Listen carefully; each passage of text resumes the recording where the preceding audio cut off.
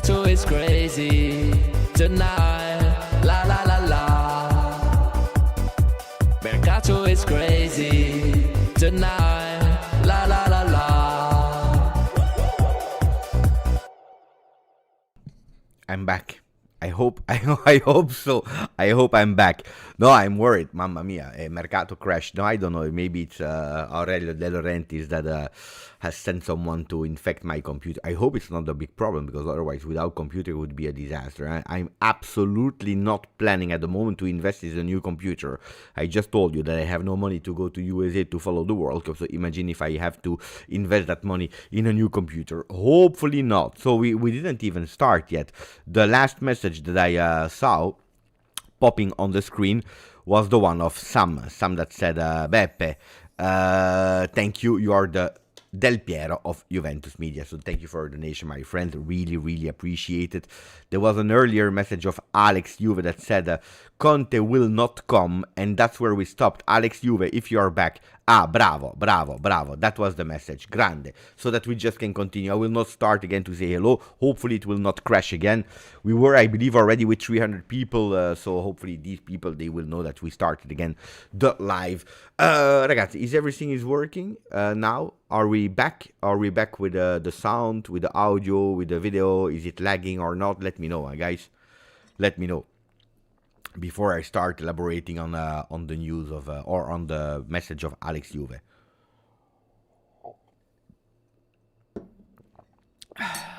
It's not the granddaughter, it's Tosi. It's the grandson that is in love with the daughter of Antonio Conte, according to the Naples rumors. Okay, all good. So we start.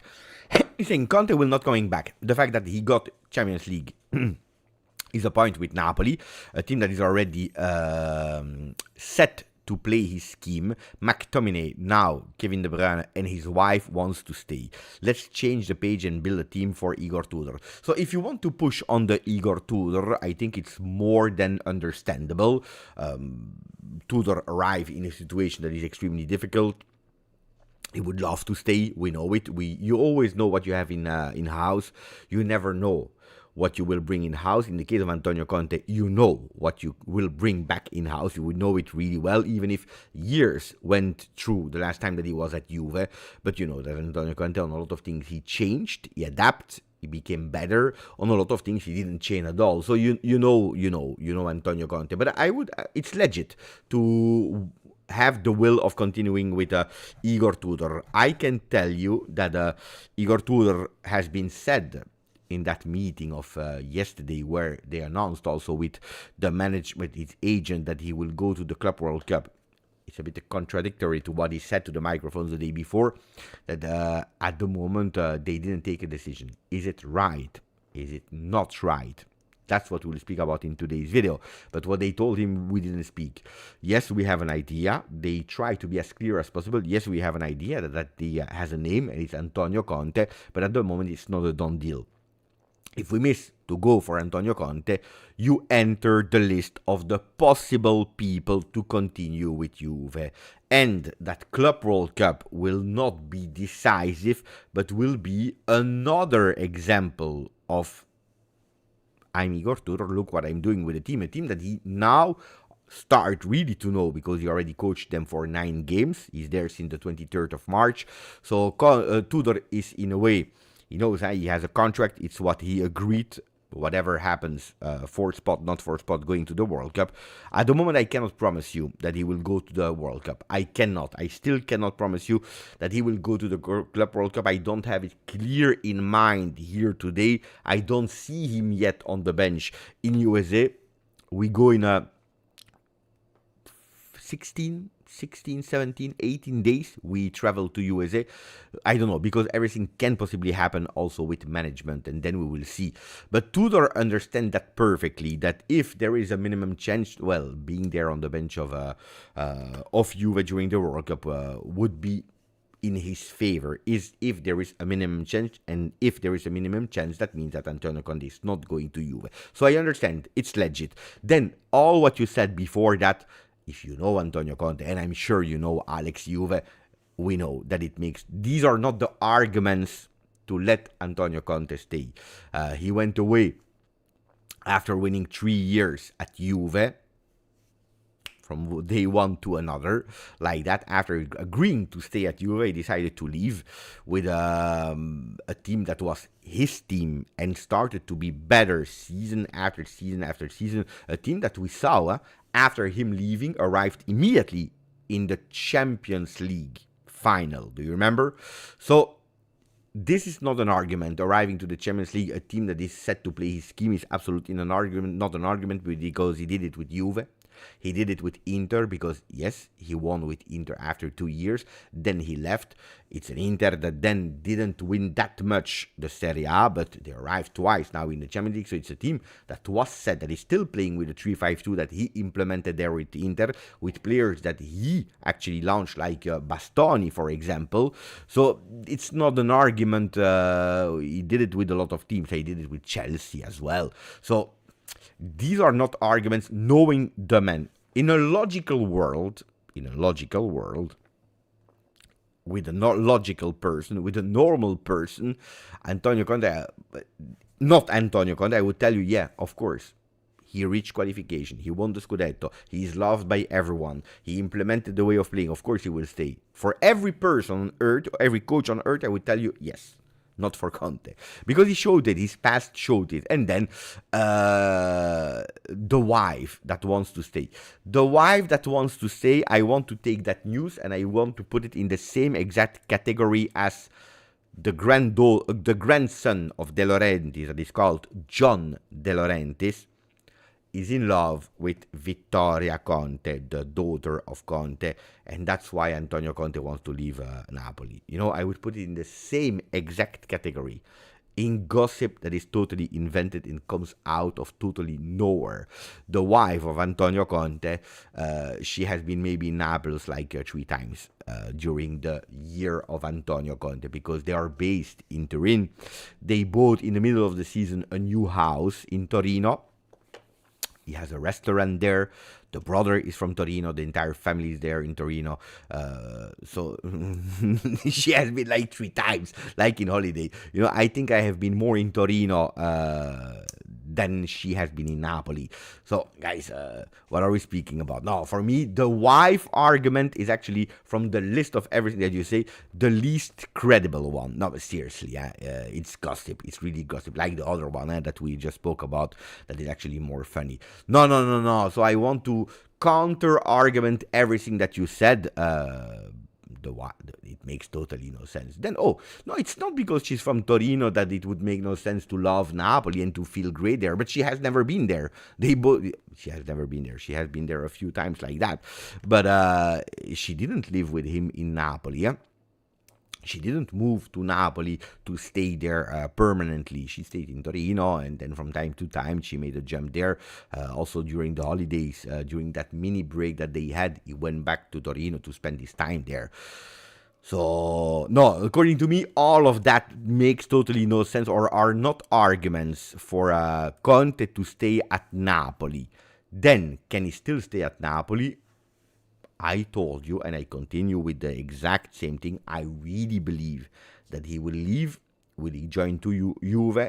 It depends on a lot of things. So I don't promise that he will 100% leave Napoli. I don't promise that he will 100% join Juve. We'll speak about all of that in a second. But let me first say thank you to Mikel. Hey, the guy! I really want that Mikel has a really beautiful season in season 25-26. I really would love that for him also, because he deserves it. Like all the Juventino, I know that Mikel suffered a lot from this season 24-25, like he suffered in 23-24, like he suffered in 22-23, and the years before. Even when we were winning, he started to suffer because he saw things that he didn't agree with, that he didn't like. He wrote me a lot of message. It's a person that is totally different as me in terms of a way of thinking. we are different. We are different, but we appreciate each other for some reasons. So I would love for also the people that are not seeing the light at the moment that we have a really beautiful season soon. So thank you, Mikkel, for becoming a new member of the channel. It's extremely appreciated. Sam said, what do you think about Savona's future at Juve? I didn't want really to go towards names of Mercato now, but I can answer that question.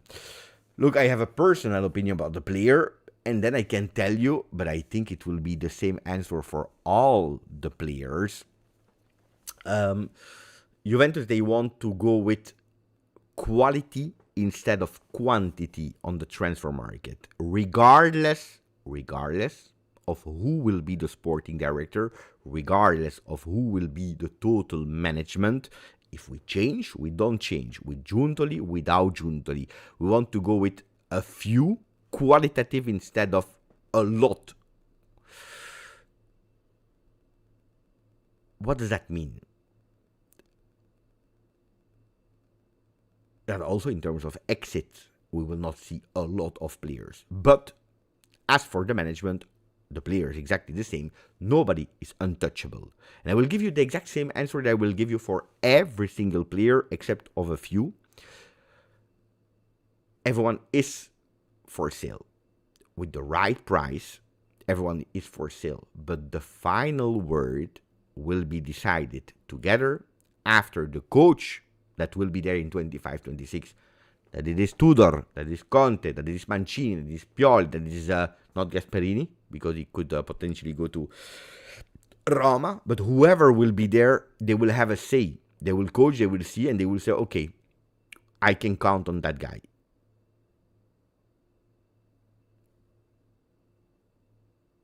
I personally would love him to stay for a lot of reasons. Because honestly, in a disaster season of Juve, where he should not even have been a starter, coming from the next gen, impressing Thiago Motta, and I believe also impressing a lot of us Juventini for the first team, he did really well in his first season. A difficult season for all of us. A difficult season. That's the reality. We all know it.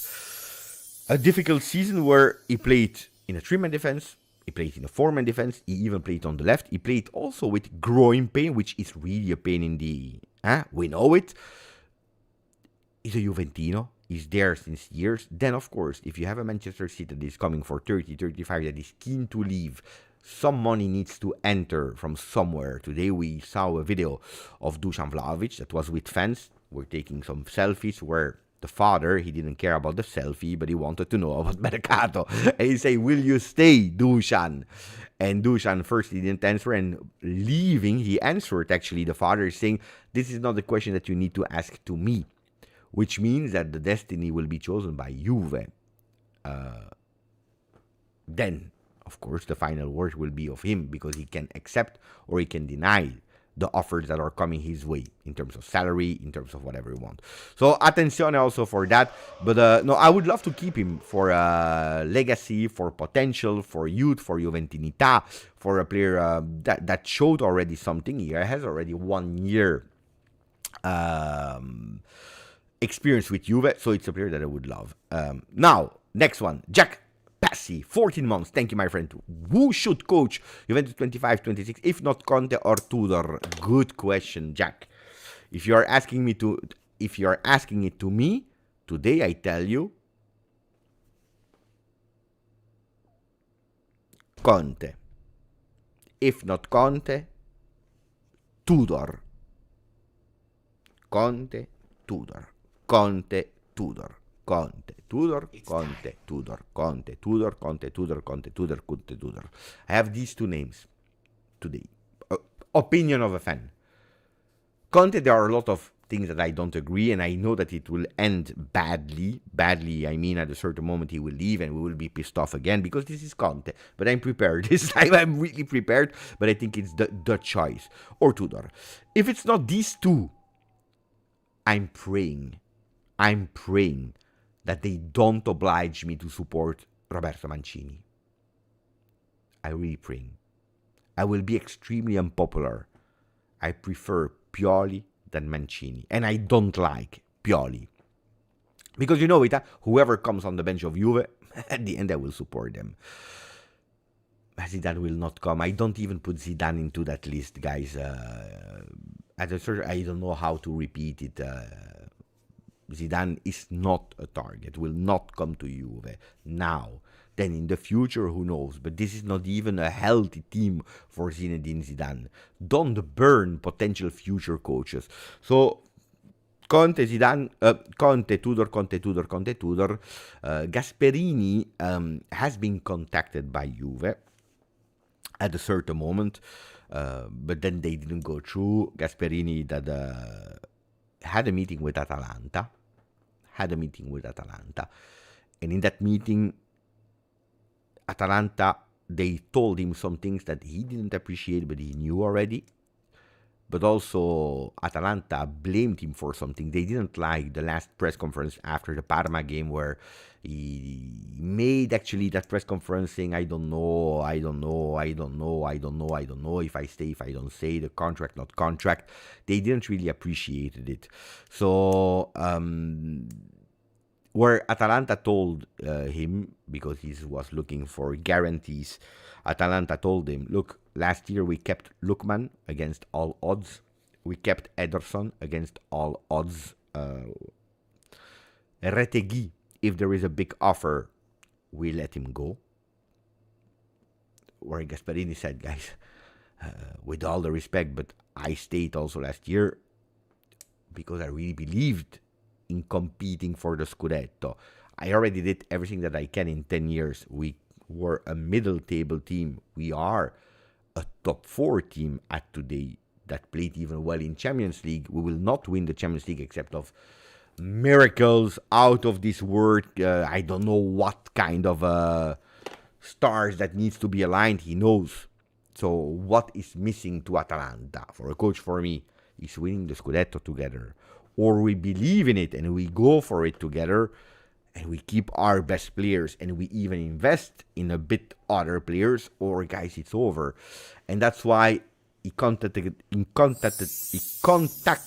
again Ranieri, telling him, I'm ready to come. Apparently Fabrizio Romano, I didn't know, but he confirmed today that Gasperini said goodbye to Atalanta, or at least they informed Atalanta. He informed Atalanta that he wants to leave.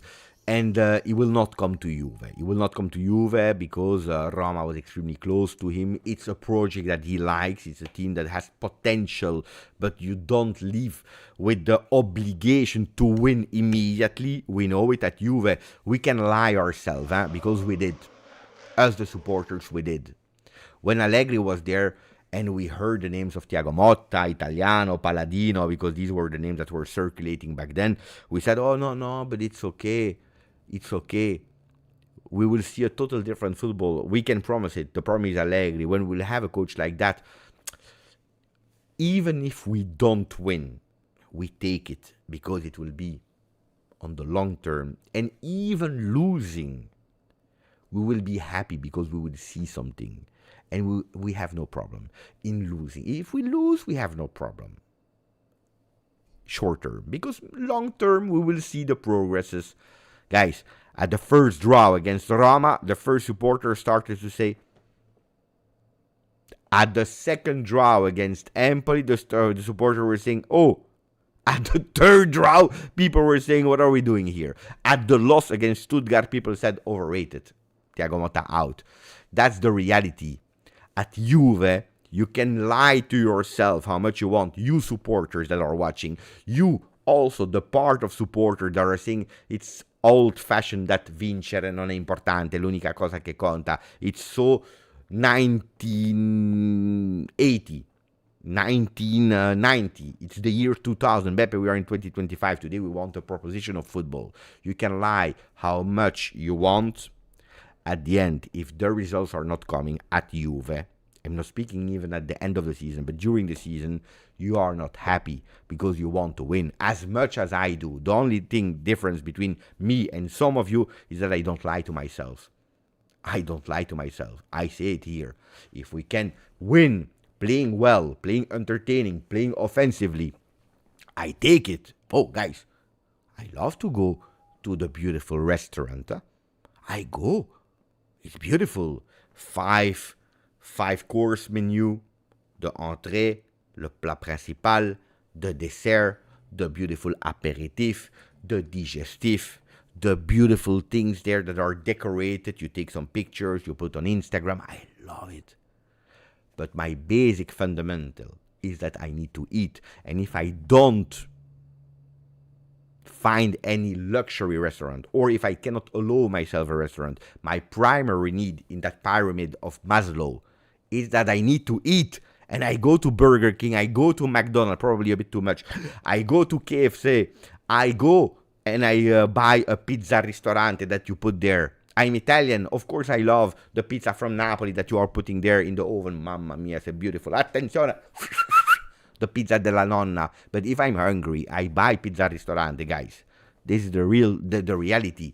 And that's the same thing for every Juventino at the end, guys. We want to win. And Gasperini, he knows that because he's from Torino. He coached Juve. He knows that in that moment probably it's a bit too much to promise that he will win again immediately. He had already that experience, a really bad experience at Inter, where he arrived and immediately, because he didn't have the time. Roma, where there is a lot of pressure from an environment, they go totally crazy. They win one game, they think they will win the Champions League. They lose one game, they are totally the radios, because you have a lot of radios that are speaking all day long. From Roma, they go totally crazy. But they know deep inside that there is not that obligation to win immediately. Oh, guys, they won 3 times in their entire history. Okay, so that's the big difference between them. Then if you tell me, Beppe, these are not, I don't know.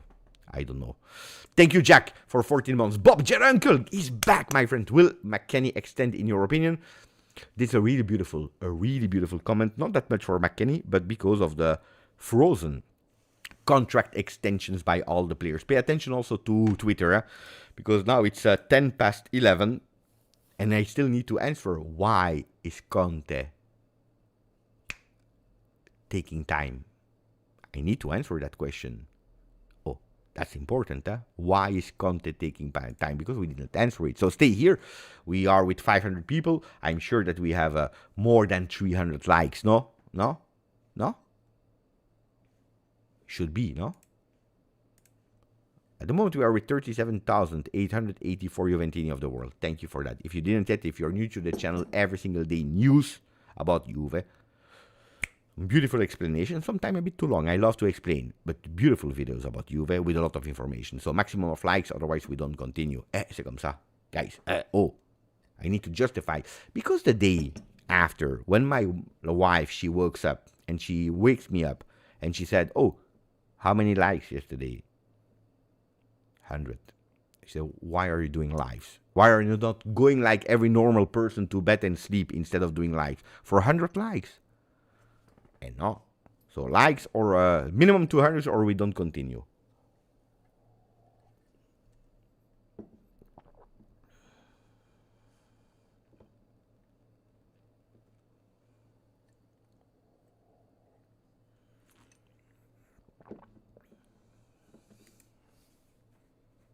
We did it. We did it. We can continue.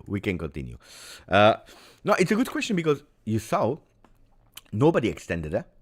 Nobody extended. Which is, according to me, giving us signs that at the moment there is someone that said in the high levels of the club, oh, so you don't do anything. You wait. First of all, we don't know if we go in clarification of Champions League. You wait. I heard, but this is from months ago. I'm not sure if it's still valid or not, that Cristiano Giuntoli was ready to extend Weston McKennie at €5 million net, where someone in the club higher than Giuntoli said, you're totally crazy. Stop it. No way. This is what we refused him. You remember? The first time. We refused. We said no. He was out of the team this summer. Then they found an agreement to extend for 1 more year at normal numbers. And he was ready. No, huh? Do we want to keep McKennie? Yes. Do we want to extend him? Yes. Do we want to raise a bit because he deserved it? Yes. Do we want to give 5 million? No. And I think it's correct. You cannot give 5 million. Guys, we are a club that is trying to be sustainable, that is lowering the salaries, and then you give because no.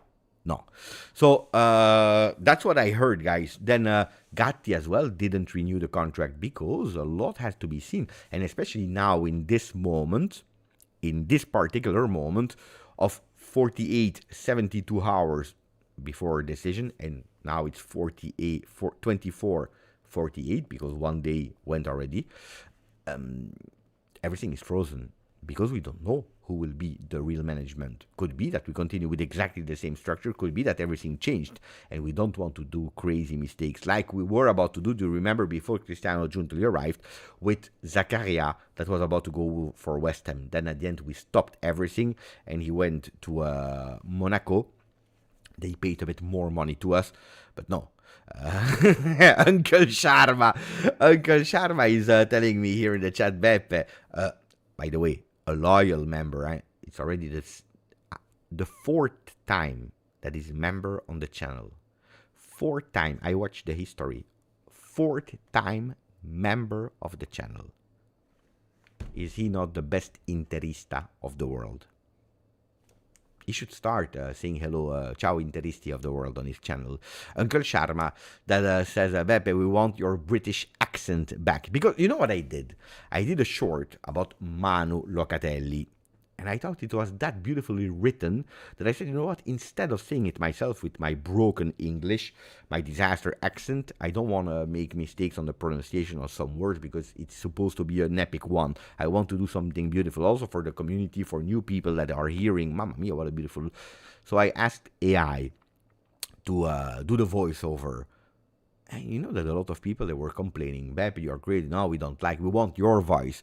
So I understood something in these 2 days that people prefer listening to a disaster English of Beppe better than a really perfect British accent. But strange, no? Sometimes there are things in life like you don't understand, but you just go through. So grazie, Uncle Sharma. Fabio alla fine, new member. Grandissimo Fabio. Beautiful, eh? Look, black, white, the font of Juve. Bravo. Zakaria, with a new message. On doit construire autour de Kenan Yildiz, Kefren Turan, Giuseppe Bognanni e Piqué di Gregorio. Who's Piqué? Pierre Calulu. Giuseppe Bognanni. Why Giuseppe Bognanni? Why do you want me in the team? Yeah, I will not go away, guys. So, Kenan Yildiz, Kefren Turam, Giuseppe Bognanni, Pierre Calulu di Gregorio. Of course, it's Gleison Bremer. Question to answer to Zakaria, guys in the chat. He's saying we need to build around these players, these 5 players. Who else are we missing there? I agree with all of them.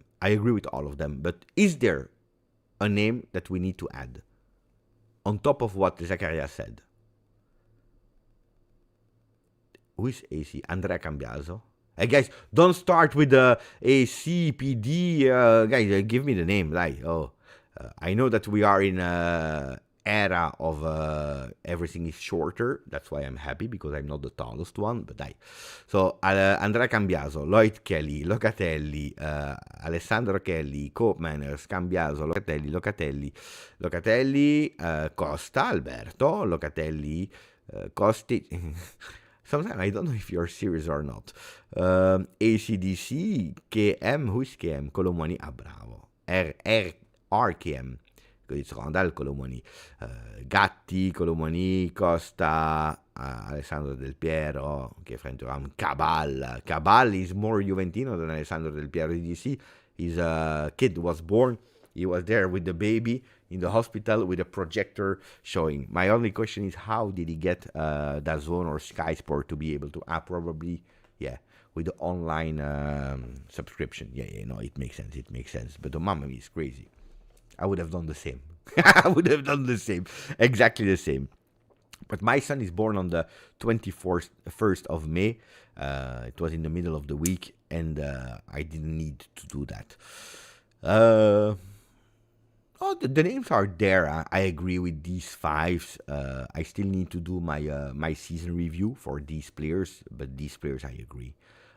Bremer, Kalulu, Di Gregorio. I'm happy with Di Gregorio. Honestly, I'm happy with Di Gregorio. The save of Di Gregorio was out of this world. A save that is worth as much as the penalty of Locatelli. Honestly, it's the same. It's the same value. That save is really. I saw the replays today again. What a save! What a save of Di Gregorio. And it's not the first time. I said it yesterday out of memory. I had the one of Napoli. I had the one of Manchester City. I have this one. I don't remember, but I said it yesterday. I still didn't remember what game it was, but there was a full extension save on that bottom corner. What other save did he do? He did a lot. Yeah, of course, Brock. That's a save that I remember against Holland. Boom. A save against Lazio. I don't remember them by heart, but I know that he had some huge saves this season. So, yeah, for me, he's there on top. Today, someone I heard that they are saying that it could be that Di Gregorio would not be the first goalkeeper of Juve next season.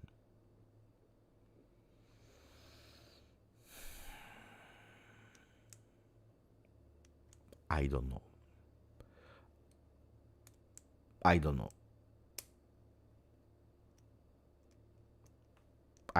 Honestly, what I heard, but according to me, at today, no. Yeah. I didn't believe the news. I just want to tell you, because if one day you will hear that indeed Di Gregorio is not the first goalkeeper of Juve, you heard that today. I had that information that came to my ears, but honestly, I don't think. Let's not complicate our life. On the other side, and that's something that I repeat you since long, I don't know if Perin will still be at Juve next year. Today you heard it. Surgery. Some people said, Beppe, how is it possible? They're all on holiday and he injured himself. No, he was already injured since a few weeks. He was there. That's why he didn't play a single second with Tudor, because he was injured. He trained in a light way. He didn't force too much. He was there in case of real disaster need. He was there, but as soon as the season was over, he went in surgery. He will miss 8 weeks. So that means that he will not go to the World Cup, which means, and let me know, guys, what would you do? I spoke about it in the video of this morning, but what would you do? Waiting for news, huh? If there is news, we go, huh? But what would you do? Without Perin for the Club World Cup? You go on the market and you sign a new goalkeeper. You promote Daffara, and that will be okay. You play Pinsoglio in case Di Gregorio, red card, injury, you never know. What would you do?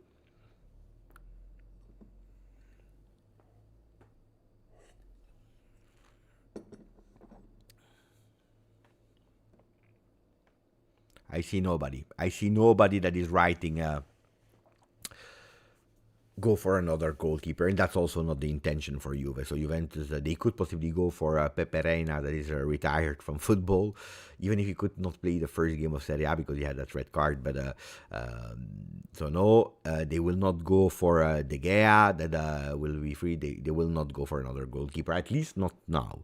The only possibility for Juve to go for another goalkeeper, a second goalkeeper, would be that Perin in these days is saying, look guys, thank you for everything.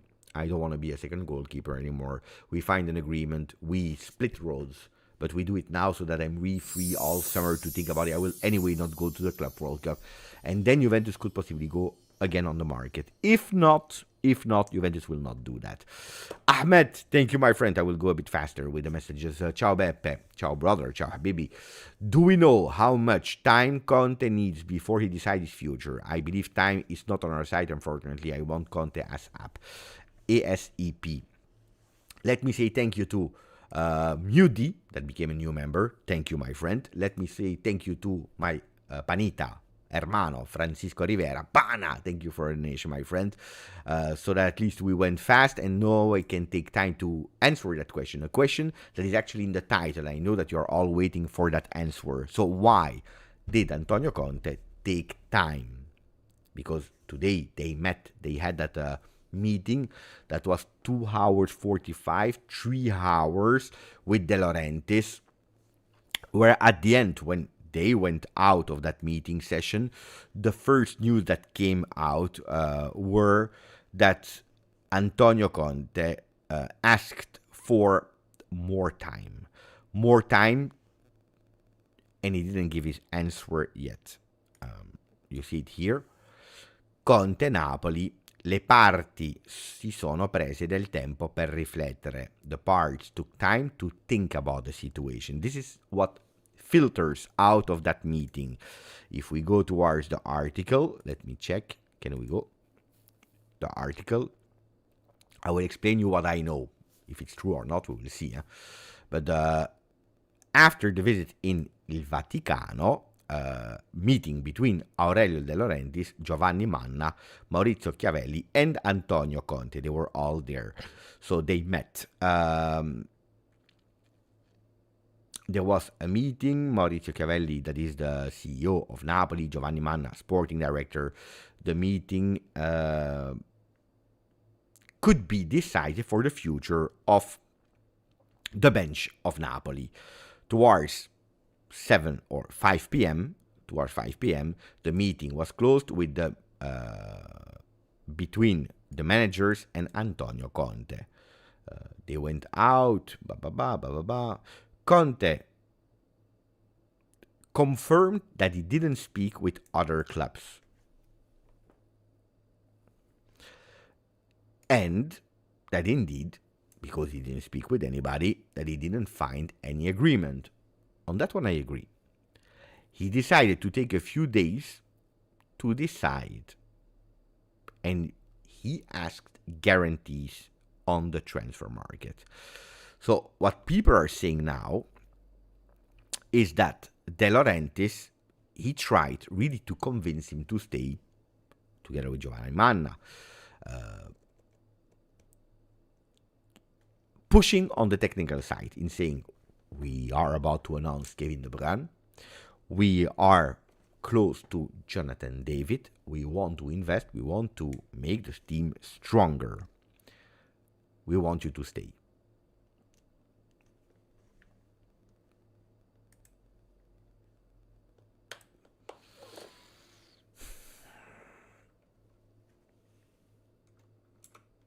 You want my opinion, huh? You want that I answer the question, huh?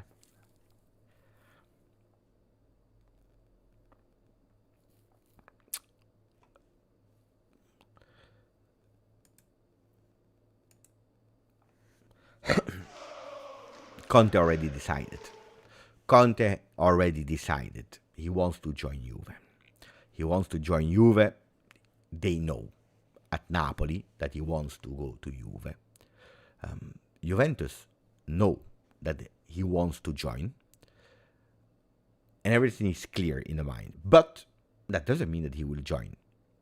Because he's asking for some guarantees at Juve. Alex Juve said earlier, he built everything at Napoli. A team, a way of playing. They will reinforce the team. Why should he join Juve? Antonio Conte is waiting for something. He's waiting for some decision from John Elkann. And yesterday, while we were live, it's not a coincidence.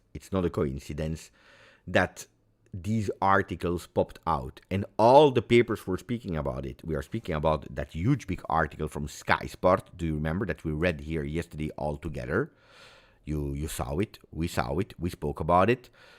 Not only the article of Sky Sport that was confirming that everyone is at risk at Juve, but also Gazzetta dello Sport this morning that was exactly saying the same.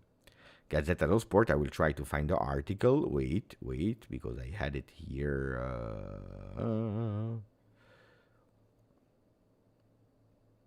Let me check. Here we go.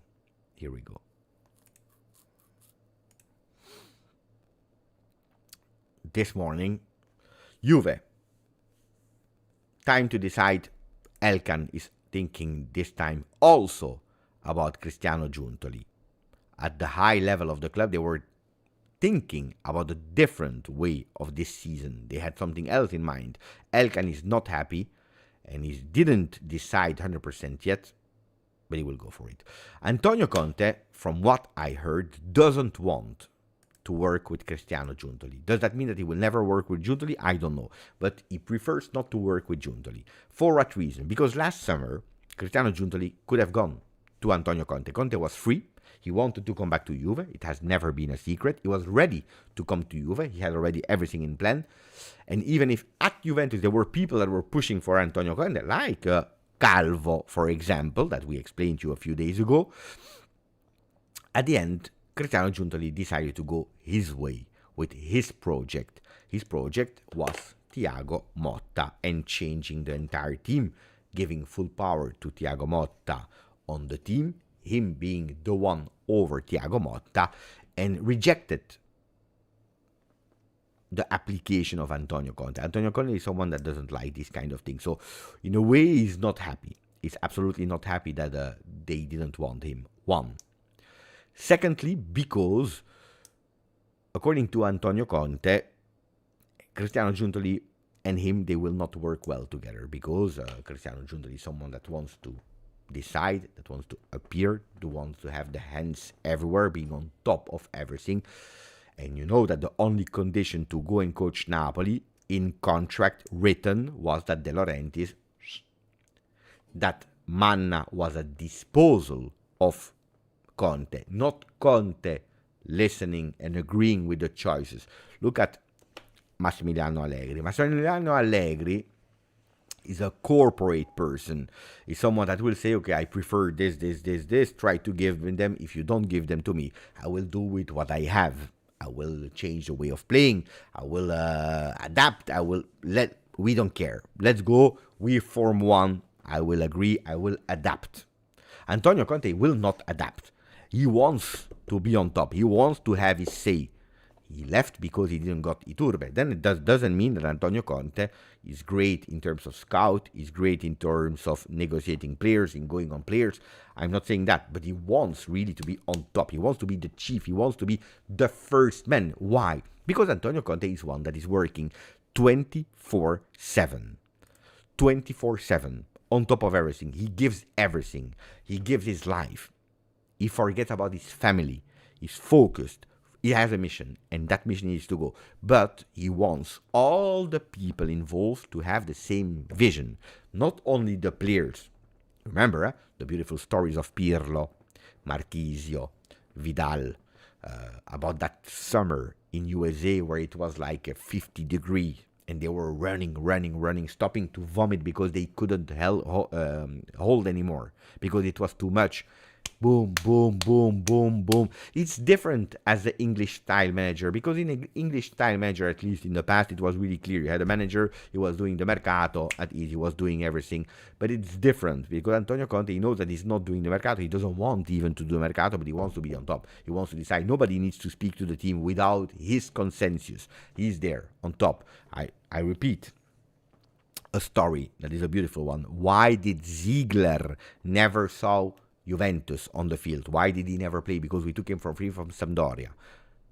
Marotta took him from free from Sampdoria for a simple reason. And he was a good player from Sampdoria, because Antonio Conte said, I'm not sure if you're a starter in pre-season. He said you have to fight your spot with the De Scelje. At the end, even De Scelje was not a starter at Juve, but that's what he said to him when we had in mind a 4-man defense before going towards a 3-man defense.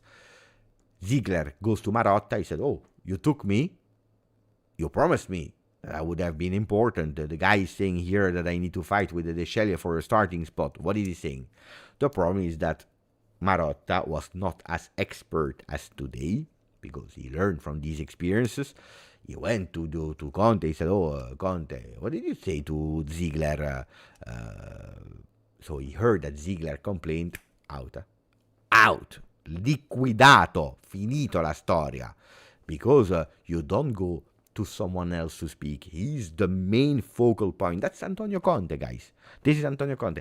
And now he's saying, I want to go to Juve, but I want exactly the same mentality as me. Not only from my technical staff, but everyone at Juve needs to be in that mentality. 24/7 work, go, go, go, go, go. And I don't think that they have that with Giuntoli. Now, you heard it yesterday. I'm not saying it. The papers are saying it. Sky Sport, Gazzetta dello Sport, everyone is saying it. That at the head of Juve, in the management of Juve, they are about to take some decision. Could be that tomorrow I tell you everything remains the same. There are no decisions that are being taken. We continue with Giuntoli. Then I don't see Conte joining Juve. And then I think that there we could possibly have an Antonio Conte saying I stay at Napoli, or I go to Milan, or I go to Inter, or I go to home because he didn't find any project or whatever. I don't know where he can go, but that's what I believe. If we continue like that, I don't think that Conte sees himself at Juve. If we are able to do what we read yesterday, a change in management with a Comoli that could come in a new role, in a new structure, a bit a la Marotta back then, rebuilding a bit that with a sporting director, with Tognozzi, that would not be a sporting director, but will be the first one to attack, to go, to ask for information, to scout players and do the first negotiations, to hear, can we not, is there an opening or not, these kind of things. Antonio Conte would love to come there. A bit the structure of what we had back then, because that's one of the problems that we complained a lot. We said it here as well. Cristiano Giuntoli was not the wrong name. The problem is that we gave him all the powers of Juve, and that was probably too much. Surely too much. So Antonio Conte, why is he taking time? First of all, because they are still in that environment, atmosphere of Scudetto celebration. I don't think that today they would have gone. Probably they would have they in that meeting of nearly 3 hours, they spoke about how great the season was. They spoke about who was responsible for selling Kvaratskhelia, trying to justify it, blaming you, took me Okafor. We were at risk of not winning the Scudetto because of you, and not because of you, because you drew against that game and you had team at disposal. It was a vice versa of reviewing the season and seeing what can we do for the future. That's the plan. We have this. In March, we want you to stay. We love you. We appreciate you. Where Conte has one thing in mind. I want to go to Juve. But today he cannot say, yes, I go to Juve 100%. And that's why today you have no answers. We'll have to wait 2-3 days. Decisions from Juve, and from there we will understand what Conte will do. I think that he will leave Napoli anyway, but then we'll understand. These are the big news that I can tell you why he's waiting.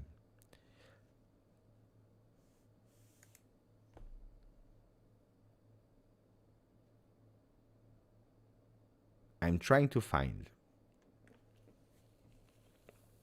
if there are some updates. Then I will tell you also about Milan. Is that situation a bit more clear? Why Antonio Conte is waiting? Today I don't see Conte closer again to Napoli. The good news for people that are doubting, that are scared, is if they really wanted to work together today, if there was no problem, if Antonio Conte would never have thought about Juve, guys, think logically.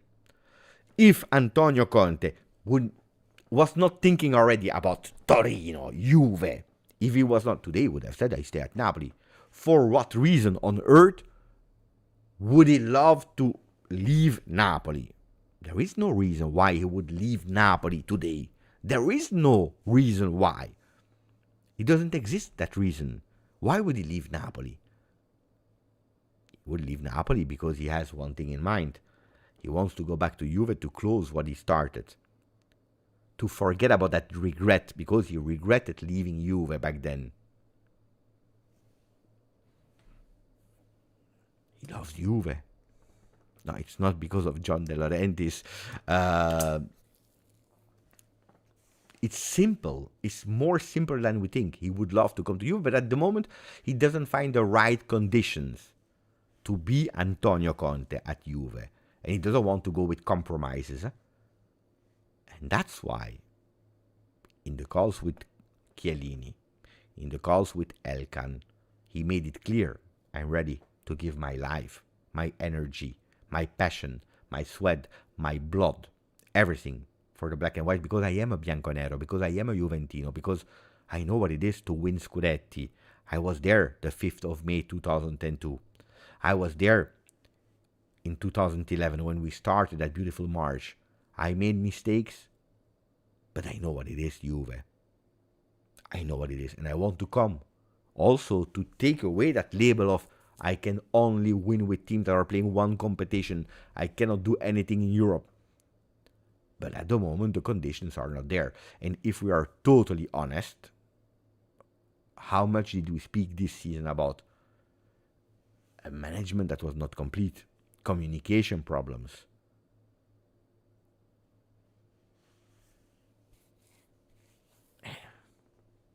How much left for 37,900? I will show you.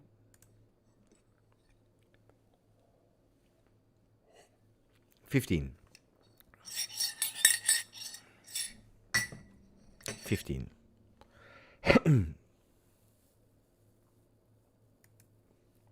What was one of the biggest, and then we need to read the message of Yusuf Malala and from Juan that became a new member. What was one of the big, when did I get furious? And I really went with a big criticism this season towards the management. Do you remember? It was, do you remember Benfica game where we lost 2-0? And I said, I don't understand why we are not going in front of microphones. Why we are not speaking.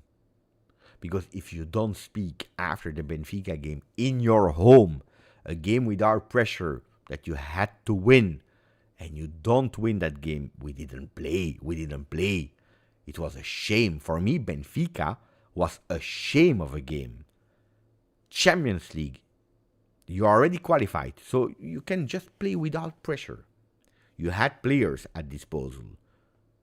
You lose that game. Otherwise, you could potentially, I don't remember exactly the qualification, but there was a possibility to still go into the top 8, and you don't take it seriously. And the management didn't speak, and I was pissed off. I said, why aren't you speaking? And if you don't speak, it means that you believe that we didn't hit the bottom. Because when you speak, we saw it with Agnelli. Agnelli didn't speak a lot in front of microphones, but when he spoke, it was like, it cannot go lower than that, because if we go lower, guys. So it was at the bottom that Agnelli spoke. He put a face on it. Here we didn't speak. I was pissed off, huh? So we had to wait a bit. I was even pissed off when we spoke. Do you remember? When we didn't need to speak. It was the day after PSV. Because we didn't speak at PSV. We spoke the day after on Sky. I said, no. Or we speak the day after Empoli. I don't remember. Or we spoke after I don't know. I don't remember.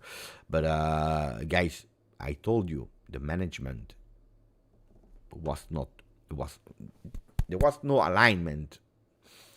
So Conte knows. Elkan knows. We all know, guys. We all know that things can go better. Then you can put people in different roles to reinforce, or you can change. Let's see. Yusuf Grande, Yusuf, thank you for the donation, my friend. Seeing Danilo called for Brazil, how much would he have helped us in defense and leadership? Was that a mistake mostly on Giuntoli or Motta? But Danilo, there is absolutely no reason why he's not called up with Brazil, because he's the captain of Brazil. Of course, there is a change in coach, but if I'm not wrong, I can be wrong, but I think that Danilo and Ancelotti, they know themselves, no? From Real Madrid. Did they work together in that period? I cannot promise you. I think yes. But I believe they didn't. I don't remember who was the coach when Danilo was at Real Madrid. But I think that out of respect, Ancelotti takes the captain to Brazil just to speak with him, to see him, to understand the mechanism. And then he can decide. Should I continue with him? Should I not continue with him? So, no, then we know that Danilo goes towards the end of his career. He made a conscious choice. Who was at fault here between Giuntoli and Motta? Is it a fault? I think it was a huge, big fault to not be clear with Danilo at the beginning of the season. When I heard that very first press conference of Thiago Motta, that I enjoyed, but there was that question about the captaincy, and he said, yeah, Danilo is our captain, he's there in Brazil, let him take his time, relax, because he comes from Copa America, he needs a bit of time to relax, and then, of course, we'll speak with him. I didn't feel that he's our captain. Yes. We need that maturity, we need that experience of Danilo. So immediately, they didn't count on him, on the field and off the field. That was clear to me in that first press conference. What was a pity is that they didn't communicate it clearly to Danilo. Who is at fault there? Both. And Giuntoli and Thiago, but arriving to a point to actually sack the captain or put him out, because don't forget, it's not only they sold him or they let him go, it's that they put him out of the team, that we decided consciously to go with two defenders in Supercoppa that you lost, because it was not an obsession to win. You decided consciously to put him out before the Supercoppa. I will never forgive that. Because Mercato was not open yet, or at least we saw it. The clear ideas were not there. So then that Danilo we can discuss. Was he really someone that we needed to stay at Juve or not? Could he give something in a four-man defense in the way of playing of Thiago Motta? Probably not. Probably it would have been time, like for Adrien Rabiot, to leave Juve. Probably yes, but at the beginning of the season, with clear communication, we don't count on you. Let's find a way, because we don't want to disrespect you. Because you will not play. And that's not good. We were really stupid on that. So thank you, Yusuf. Beautiful one. Juan Mayo, new member and becoming a GJust family member, which is the biggest that you can have. So really, triple appreciated from Juan Mayo. Thank you, my friend. Really appreciate that. Was here on the channel as well once. So, are there still questions about Conte that I didn't clarify, at least from what I hear, from what I know?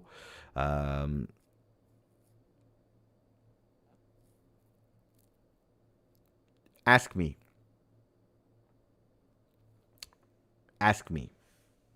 about Conte, why he's waiting, why he's not waiting. Then today, guys, I made some researches. I tried to have some conversation with some people that know Damien Comoli. I have mixed feelings. I don't want to scare people, but I have mixed feelings.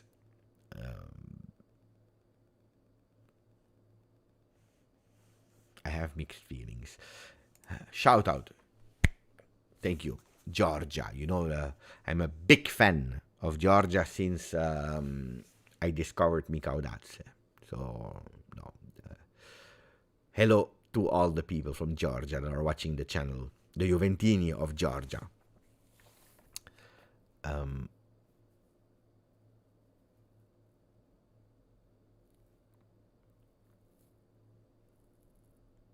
Wait, there was a question. If Conte really comes, would you recommend Gatti to do the same hair clinic? Maybe. No, I don't think so. I think that Gatti, he accepted it. Did you see?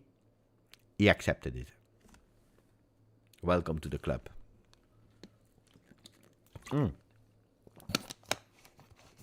After the Club World Cup, if he wants to go to Turkey, we will see. But I think that he accepted it. After the Conte topic, can you talk about Comoli? Probably being an CEO. Yeah, I can. But I would love first to see if there are still questions that you don't have clear in mind about Conte, why he's waiting before saying yes, no to Napoli, yes, no to Juve. But serious question, if you are asking about the wig of Conte,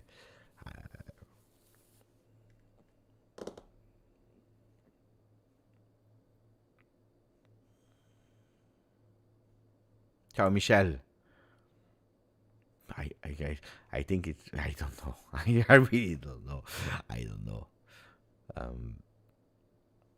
Carlo, if Conte comes, what do you think he will do with this team regarding for that? I don't know, guys. Today we can only fantasize, but no, I'm really asking questions. Why he didn't say today goodbye to Napoli officially? Then you have the Napoli sources that are linking him closer to Napoli after today, and then you have all the other sources that are going towards. He goes to Juve, guys. He goes to Juve. At the moment, it's more Juve than Napoli, even after the meeting of today. The contract is already known, huh? 2028, 7 million euro net contract. That's already known. It's not a surprise. 2028, 7 million euro net. So 3 years of contract. I see shout outs from the entire world. From America, from Costa Rica, from Macedonia.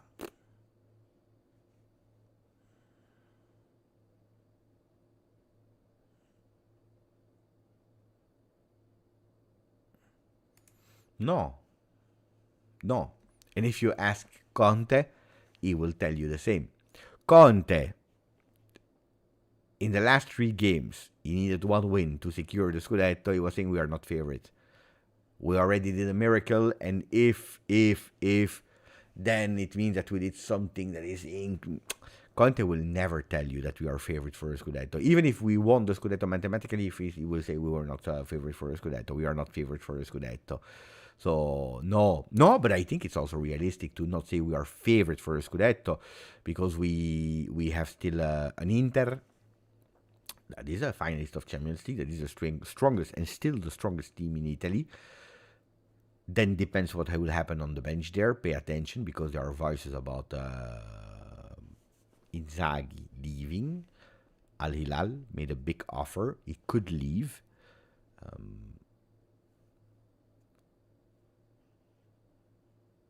Fabregas will not go to Roma, will not go to any other team, but there is one team that could potentially make the decision change.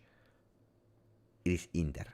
If Inzaghi really leaves, Fabregas could enter in that optic of Inter. Iglitare, super decisive for Milan, already started to work really hard. He has a name in mind. It's the name of Italiano as first choice. Italiano that was 3 days ago, close to continue with Bologna. At the moment, he's waiting a bit. And Milan, they really want him with Iglitare. The other name in optic of Milan is...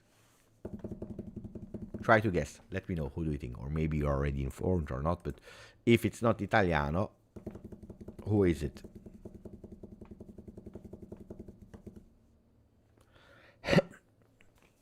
Motta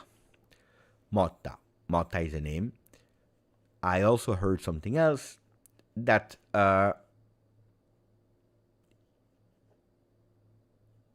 if it's not Italiano, if it's not Motta, Iglitare is pushing to have a foreign coach.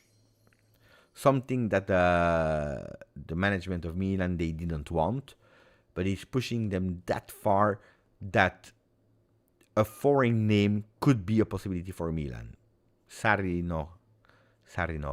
Sarri could potentially, crazy enough, not go to Torino, because they were speaking about Torino, Sarri, but could potentially go back to Lazio.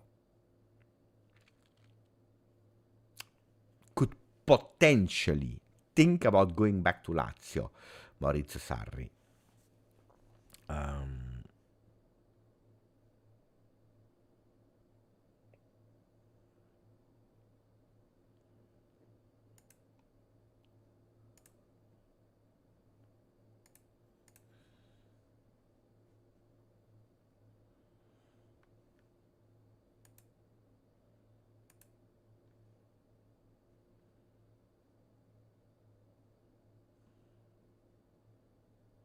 But today they are a bit sleepy with the news. We don't have that many news today. Strange. Strange.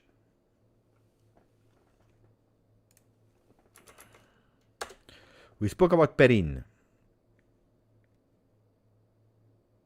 What did he do, Zaniolo? Zaniolo is crazy, crazy, crazy, crazy.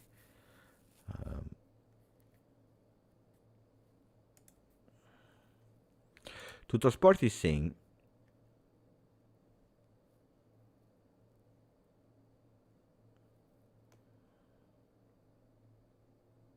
why are they giving me these kind of ads? Boo.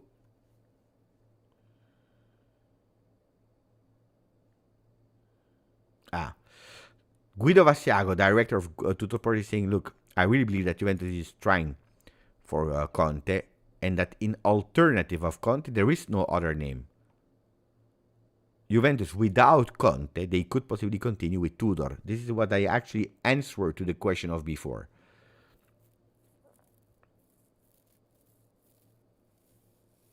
He's also saying the meeting of today could already have been decisive.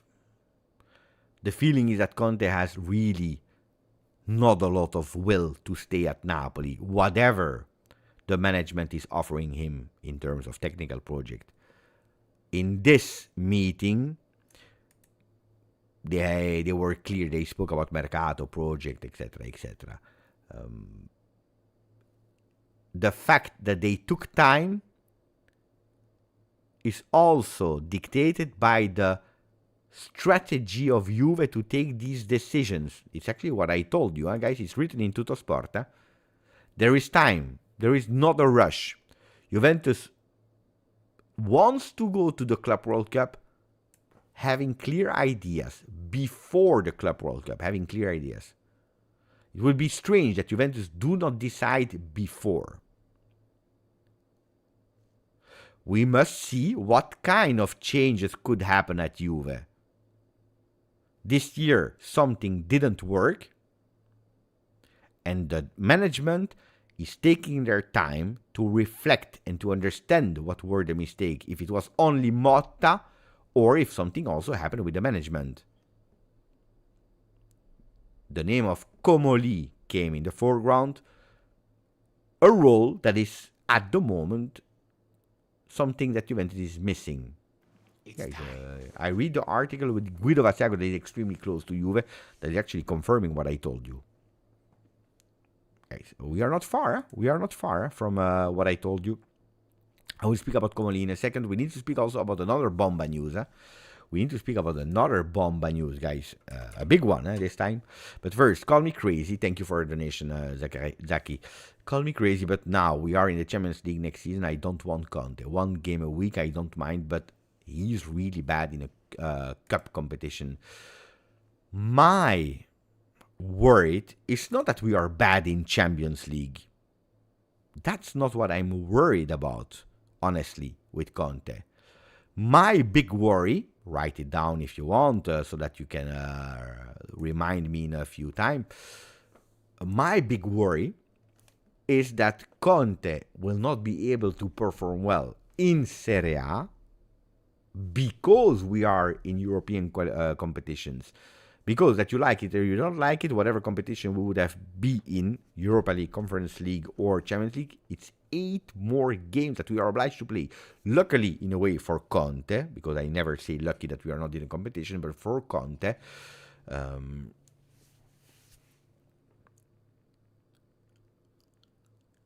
we are not in the Supercoppa in Saudi Arabia. Because he doesn't like, he doesn't want to travel, it's annoying for him, he wants to focus on one competition only. That's my worry. that there are too many games for him to prepare. Conte is a fantastic coach with 1 game a week. Fantastic. He would have been fantastic 2 seasons ago. 2 seasons ago, without any competition, would have been fantastic. Didn't happen.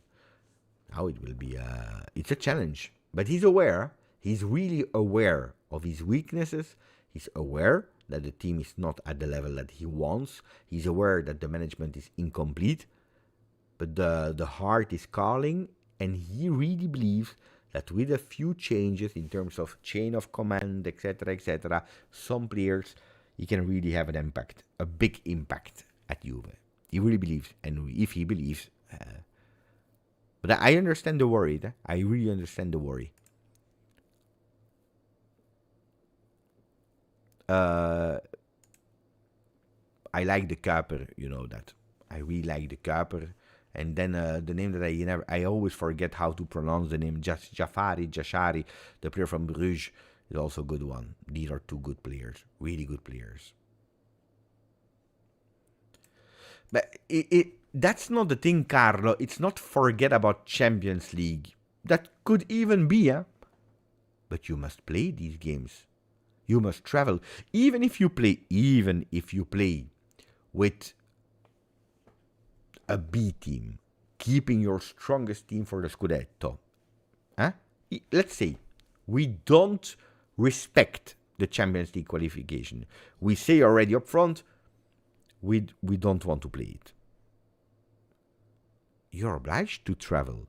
You are obliged to prepare the game in a way. So it means that in that week, you play Empoli, then you play Paris Saint-Germain, and then you play Milan.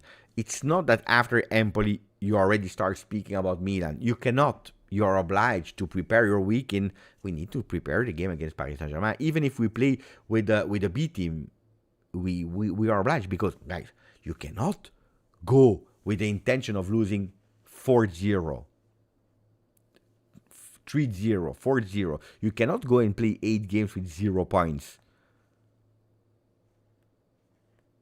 So you're obliged to prepare them. So it's not just take the Scudetto, forget. If this year we were not participating, we didn't qualify, words like Milan, for example, that's another story. But that's not the case. You are obliged to travel, to go, to call up the players. You cannot say to the best players, Kenan Yildiz, Thuram, Bremer, stay at home during the Champions League and start with the other members of the team. You start preparing the game. No, you cannot. You need to ask them to travel. So you are obliged to prepare the two different competitions, 3 with Coppa Italia.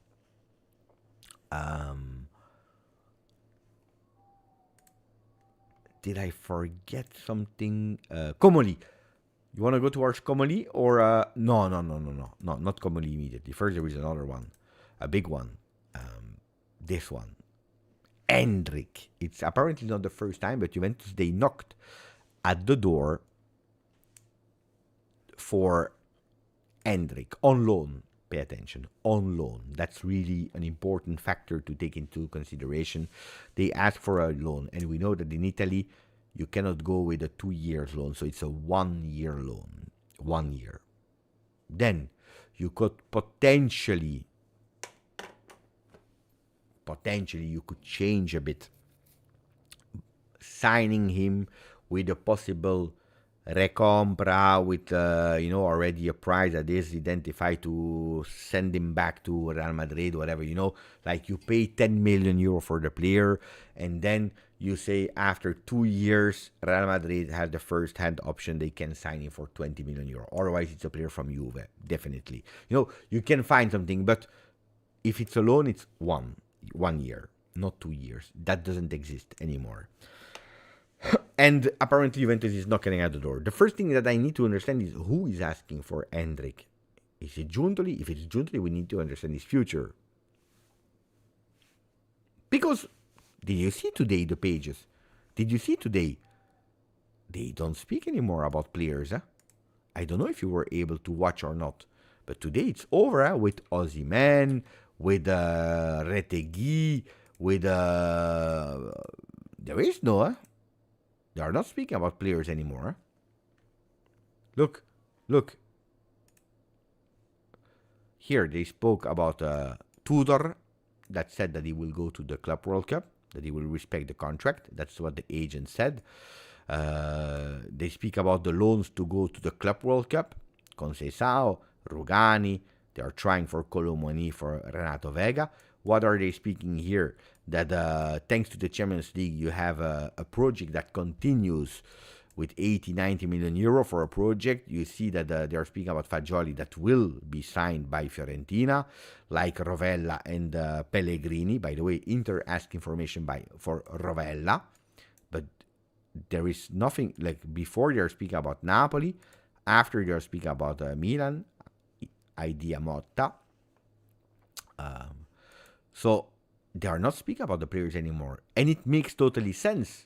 It makes totally sense because you cannot speak about players today without knowing with certainty who will be. Because if you write an article, Gazzetta dello Sport, Sky Sport, in saying Elkan is reflecting also about Giuntoli, you cannot say then we go for these players. On the other side, it's true that El Chiringuito or voices from Spain are saying that Juventus is knocking at the door for that young talent. It's a young talent. It's a good player.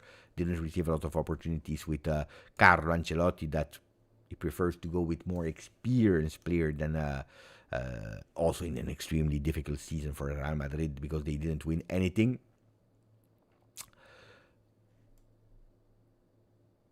But he's a talent. He was the best player of his generation there in Brazil. Was already signed by Real Madrid already, I believe, 18 months before he arrived. What are your opinion about Endrick? Would you love to see him or not? I need to say that Real Madrid, they didn't say yes, they didn't say no. They want Xabi Alonso to decide. Did you see Xavi today? Oh, it's 2 days. These are 2 days at Real Madrid. Did you see the level of Spanish? Did you see how good he's speaking in Spanish already? 2 days in Real Madrid. Chapeau, chapeau, chapeau. There are players that are there since years. They cannot even speak Italian or the language of the... He goes to Spain, to Real Madrid. He's speaking a perfect, fluid Spanish. Chapeau. Chapeau.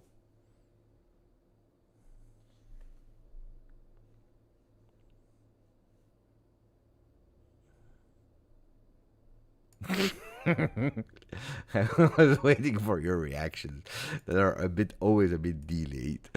Some people got it. Some people said, "Yeah, but he played in Spain." Of course, he played in Spain. He's Spanish. He's Spanish. That was I actually saw that on. It was a French social media account that said he reposted that introduction of Xabi Alonso, and they said like, "Mamma mia, the level of Spanish after 2 days at Real Madrid," and there were really a lot of people commenting like first, like without understanding that it was a joke. It was really funny. Attenzione. You know it, huh? Oh, I hope they will not start, because usually I'm used to 11 p.m. the bombas are coming. No, now since yesterday apparently they are changing a bit the moments of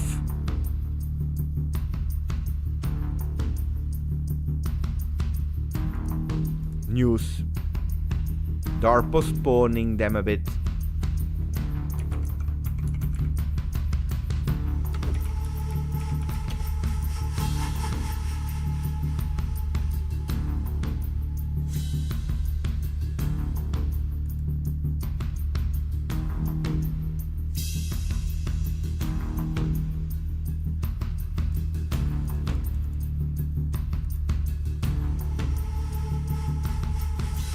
Where is Colo when we need him? He promised me something.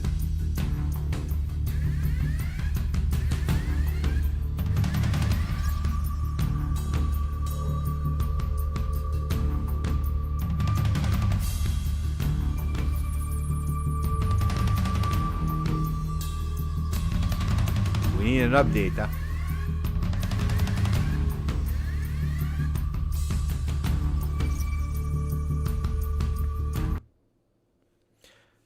I confirm. I believe that in the next few hours, Comoli will be a manager of Juventus.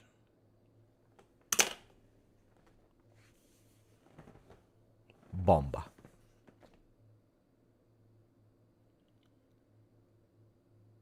Bomba. That's bomba. That's bomba.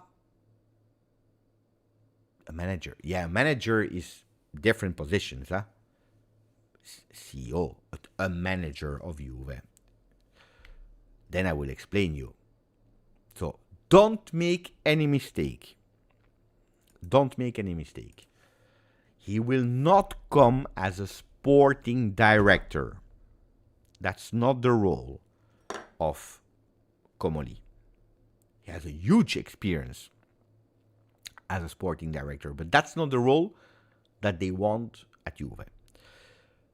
Today we have, and we said it since day one, you remember the night of Agnelli, Nedved, Arrivabene that all left, and that we started to build and we announced a new management. It was a management made of lawyers, accountants, people that needed to take Juventus in a really difficult situation off the field and put it back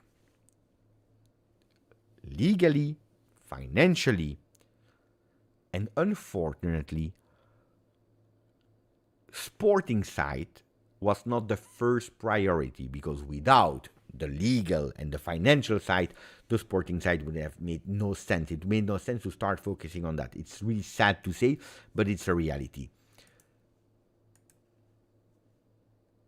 But they didn't forget the sporting side, and they decided to go with a name, the best one on the market at that time, the one that was en vogue, a trendy name, proven success with Napoli, Cristiano Giuntoli. He's that good. He's so good that he's the one that will change the face of Juve. The mistake is not that much the name of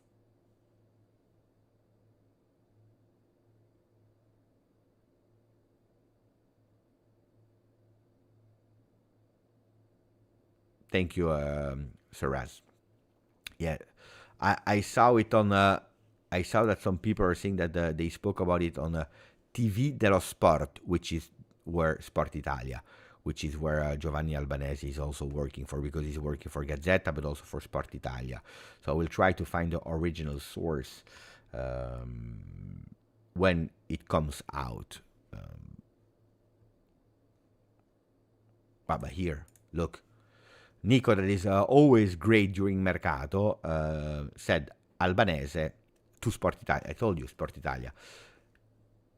They gave us really imminent the arrival of Damien Comoli.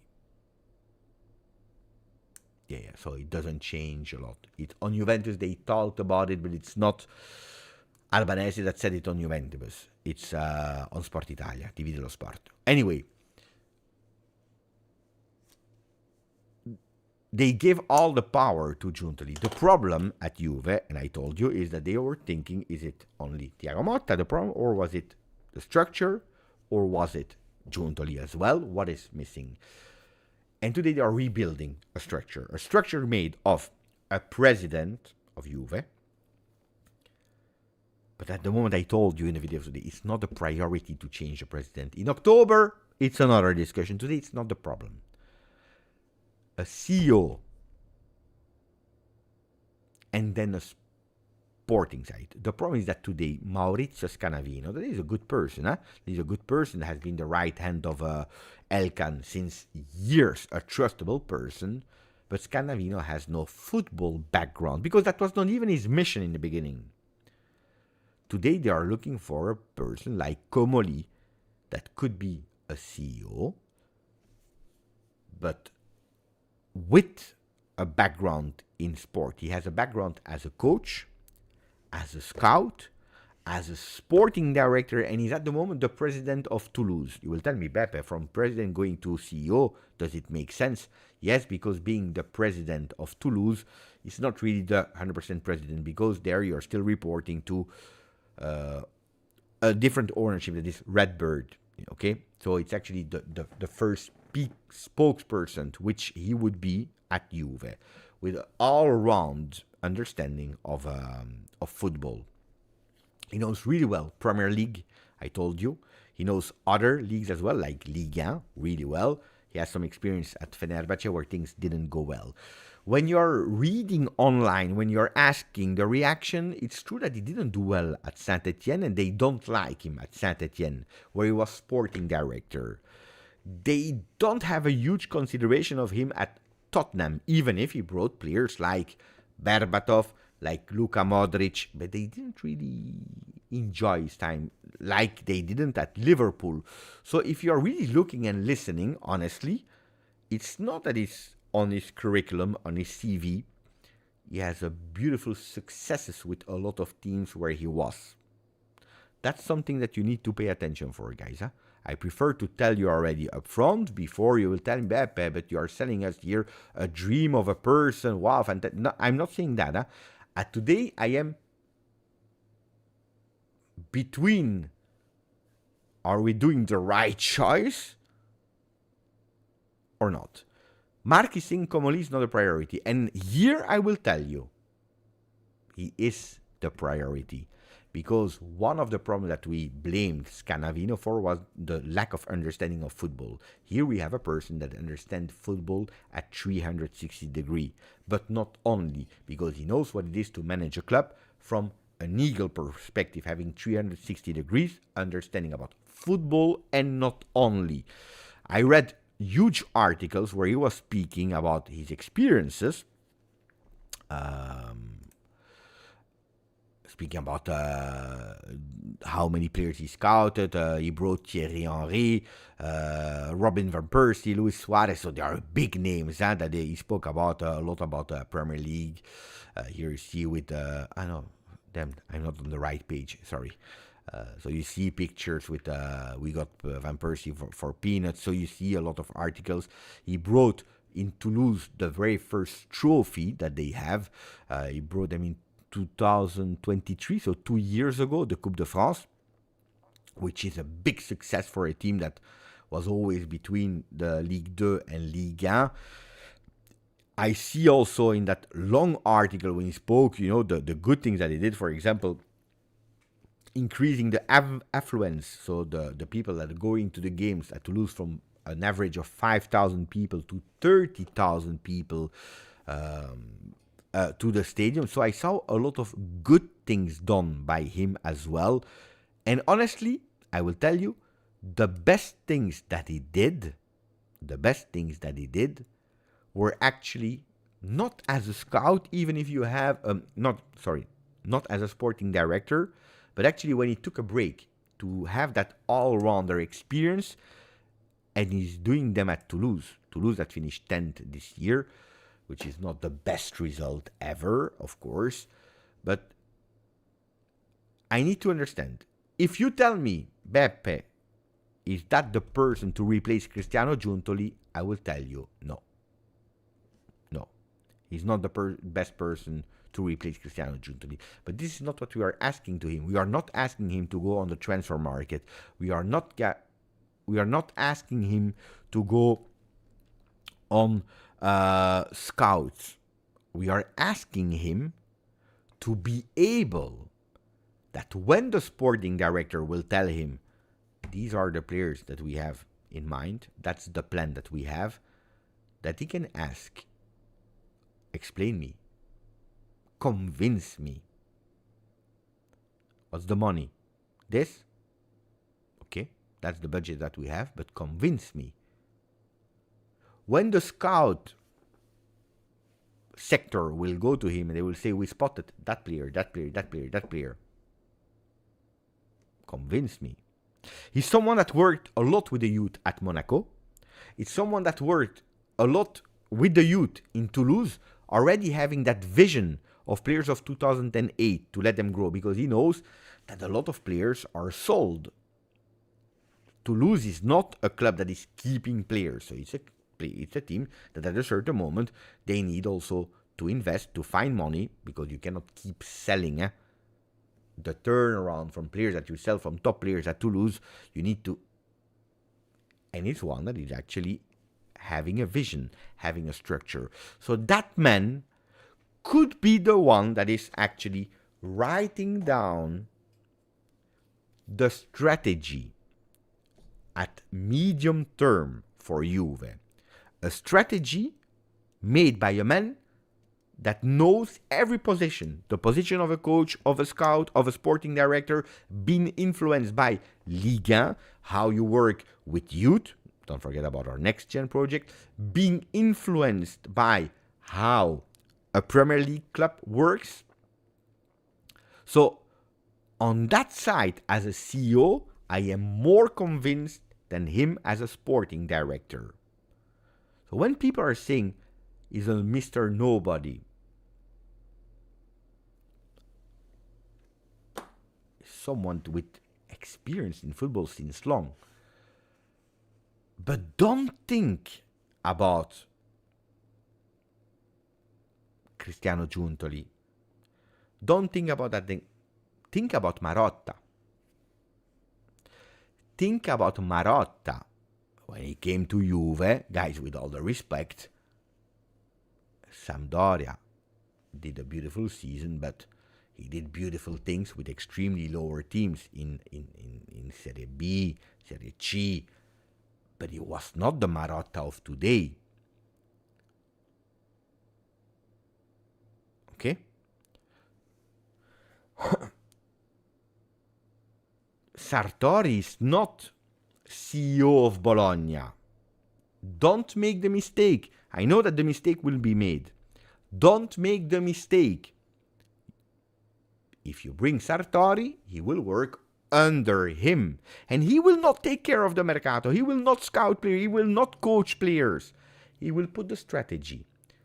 A strategy in line with this is where we need to go to achieve Scudetto, Champions League, to increase the affluence of the Island Stadium, even if it's difficult to do it because we already achieve really high percentages. But how can we increase the revenue of the club? But he will not do it alone. He says, it's a CEO, it's a person that comes in and says, we need, in a 3-year plan, for example, to win the Scudetto. I'm just saying, winning the Scudetto, we need to finish at least in the semi-final of Champions League, sporting the result.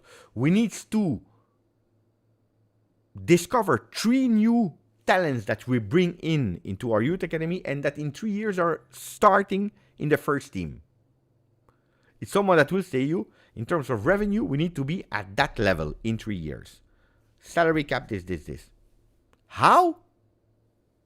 Guys, do it, but you explain me before activating the plan. And you need to convince me about that plan. And I will put my stamp on it, or I will ask you to review it, to work it again, to convince me. And when you have a Scannavino, with all the respect, that is a fantastic person that achieved a lot of result in his career, but has no background in the football world, and someone is convincing Scannavino, and he said, okay, we trust you. You won the Scudetto with Napoli. You brought Kvaratskhelia. You brought Osimhen. Okay, do. Or you bring someone that says, oh, yeah, okay, but who's that guy? I brought Modric. I discovered Van Persie. We took him for this player, that player. Tell me. Convince me. Pay attention to that. It's a role that today at Juventus we are missing. So if you're telling me who will he replace, by logic, it's a Scannavino. By logic. So according to me, you start with that. Mark is saying it's not a priority. It is a priority because it always starts with the top. Antonio Conte doesn't want to come to Juve before you don't fix your management. Priority. Otherwise, priority. I worked, a lot in management, in stores, And I made a lot of mistakes. I had a lot of successes as well because my career was quite beautiful. But when I was younger, when I saw teams with problems, I made a mistake because sacking a manager was expensive. I made a mistake sometimes to change employees, the temporary employees, then the fixed employees, or the part-timers, then the full-timers. It was not working. I found the best talents because I'm a really good scout. I made so many interviews. Spotted the best talents. These guys, these girls, these people, they will work. You bring them in, and after 2 months, they were not working. Why? The manager was not good. In a lot of situations, the manager was not able. And that's where I changed my shift. And when I was really, really tough with my managers above because they wanted results from me. And I tell them, ragazzi, if we don't change the manager, yes, it costs more money to sack a manager or to change a manager maybe from store to another store. If we don't, you can do for 3 years, we'll have problems. You will pay me a lot to recruit new people every time because we will bring them in, they will not work. So the top, always the top. So CEO 1.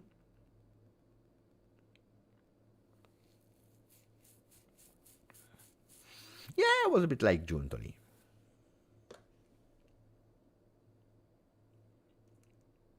Yeah, I was a bit like Juventini. That was a bit my role. Yeah, it's true.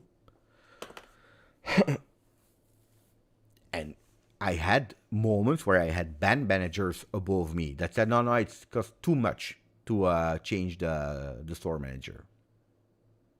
Cost too much. Okay. What do I do then? No, you need to train him, you need to coach him, you need to be more present with him, to watch, to see, to... We're losing time, we're losing money. That's the reality. So then I had great managers that were really going with me, and we found the money to change. But that's exactly the same. So it starts with that. Don't tell me it starts with a play. You want Cope Manners? The best player of Serie A back then last year, we had Cope Manners. It's not working. It's not working.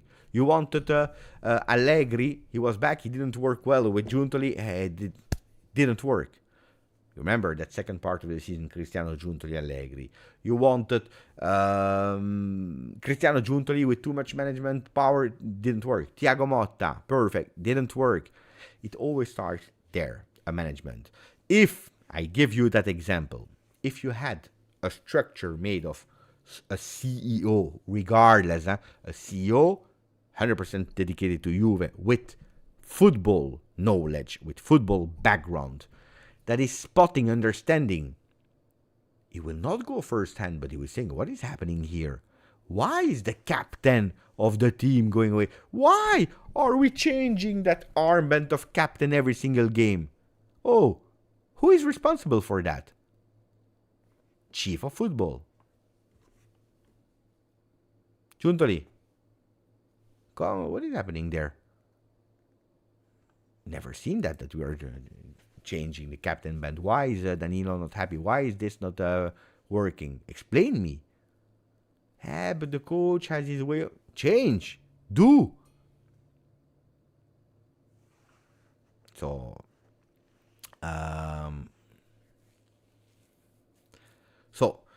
important. And now we have the first bomba news that are telling us that is really imminent. Am I here to promise you that he's a fantastic person, that it will work at Juve? No. I don't want to go that far. Because I heard beautiful things from him at Lyon as a president. I heard less good things in his previous experiences. I don't know him enough. I made some researches. I tried not only to go to mainstream, to Wikipedia, to read you what is written, because that's something that you can do yourself. So at the moment, I'm 50-50. I am more convinced in that person as a CEO and the role that is needed at Juve with the background of football than if he would replace Giuntoli. He will not. That's something that I already tell you. Then, it's not over. From there, chain reaction. It could be that we will bring Tognozzi in and only Tognozzi. could be that we go with Ricky Massara and Tognozzi. Of course, without Giuntoli. Of course, without Giuntoli. And the coach, Antonio Conte. Antonio Conte that could agree with Juve coming after the World Cup. Tognozzi, with a change of management, comes to Juve. Tognozzi, with a change of management, comes to Juve. Not with Giuntoli. Who put them out? Tognozzi and Manna. Write the name. Who put them out? Write the name. Grande Hosar. Thank you, my friend. 43 months. Mamma mia. Mamma. Chapeau. Thomas, it's a top priority. We didn't have chaos just on the field. We had chaos all over the club, which is a sign we have management issues. Bravo. Bravo. People that don't see it, they are making, again, the same mistakes as always. Change your coach and it will be okay. Remember, exactly the same as in the past. With 2-3 players, we are good.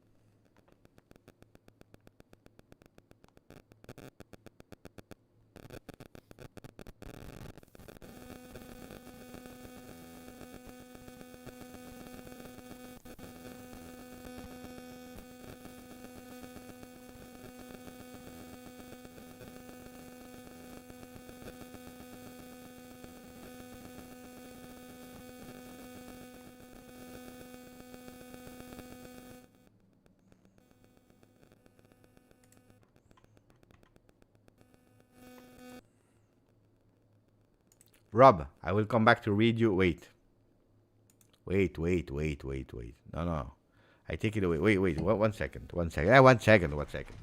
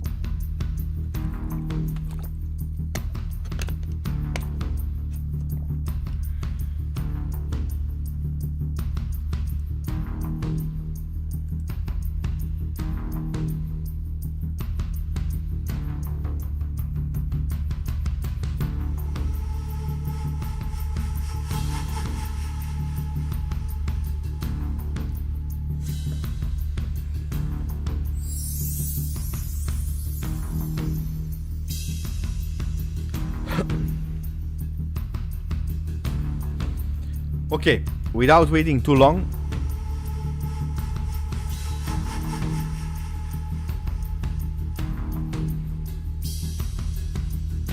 I talked with someone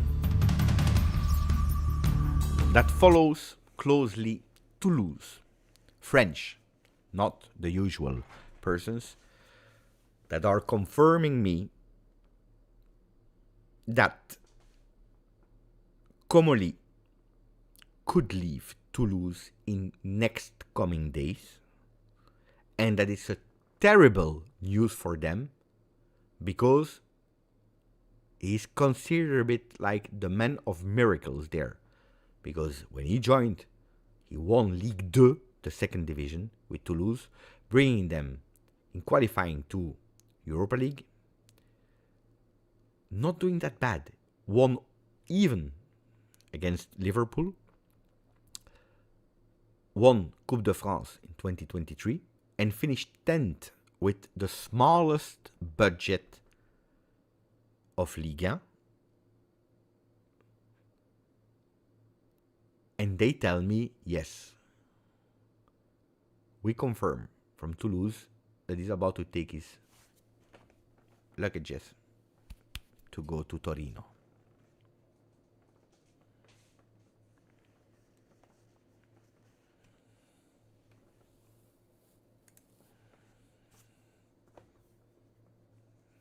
People are saying Mamblano. Mamblano is sleeping, guys.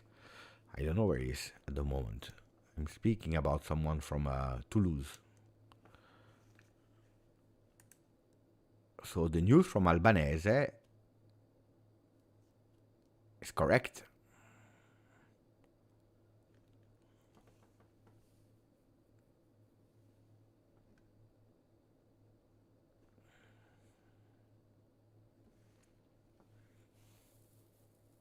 Okay, people are saying, Beppe, we didn't know that he could leave. I confirm, I give you information. You can be happy or not. Guys, that's what I hear. According to me, that's a big one. That's a huge big one. That's a huge big one. It's a confirmation about the news. Guys, big one.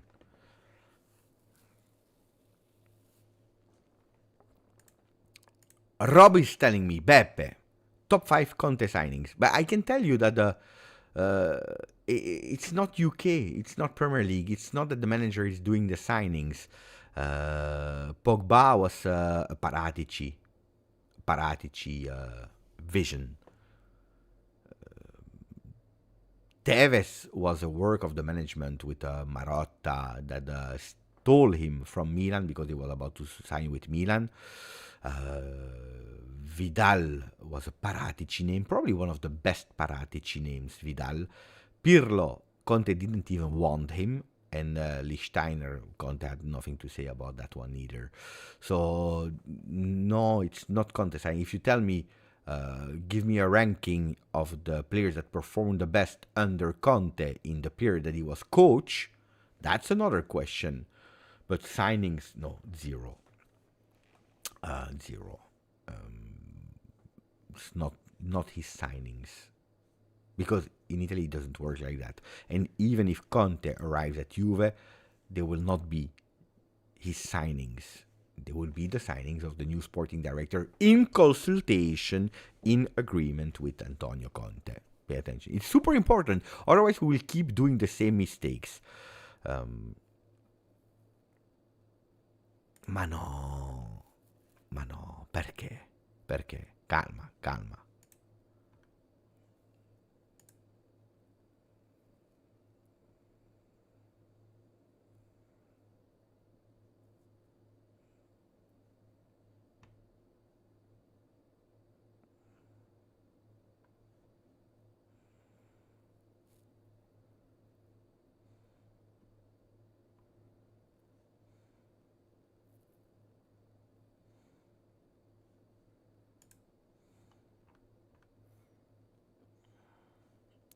Pedula wrote about Jonathan David, I think. Yeah, he wrote about Jonathan David. Guys, pay attention, because Pedula, you know that, You know that.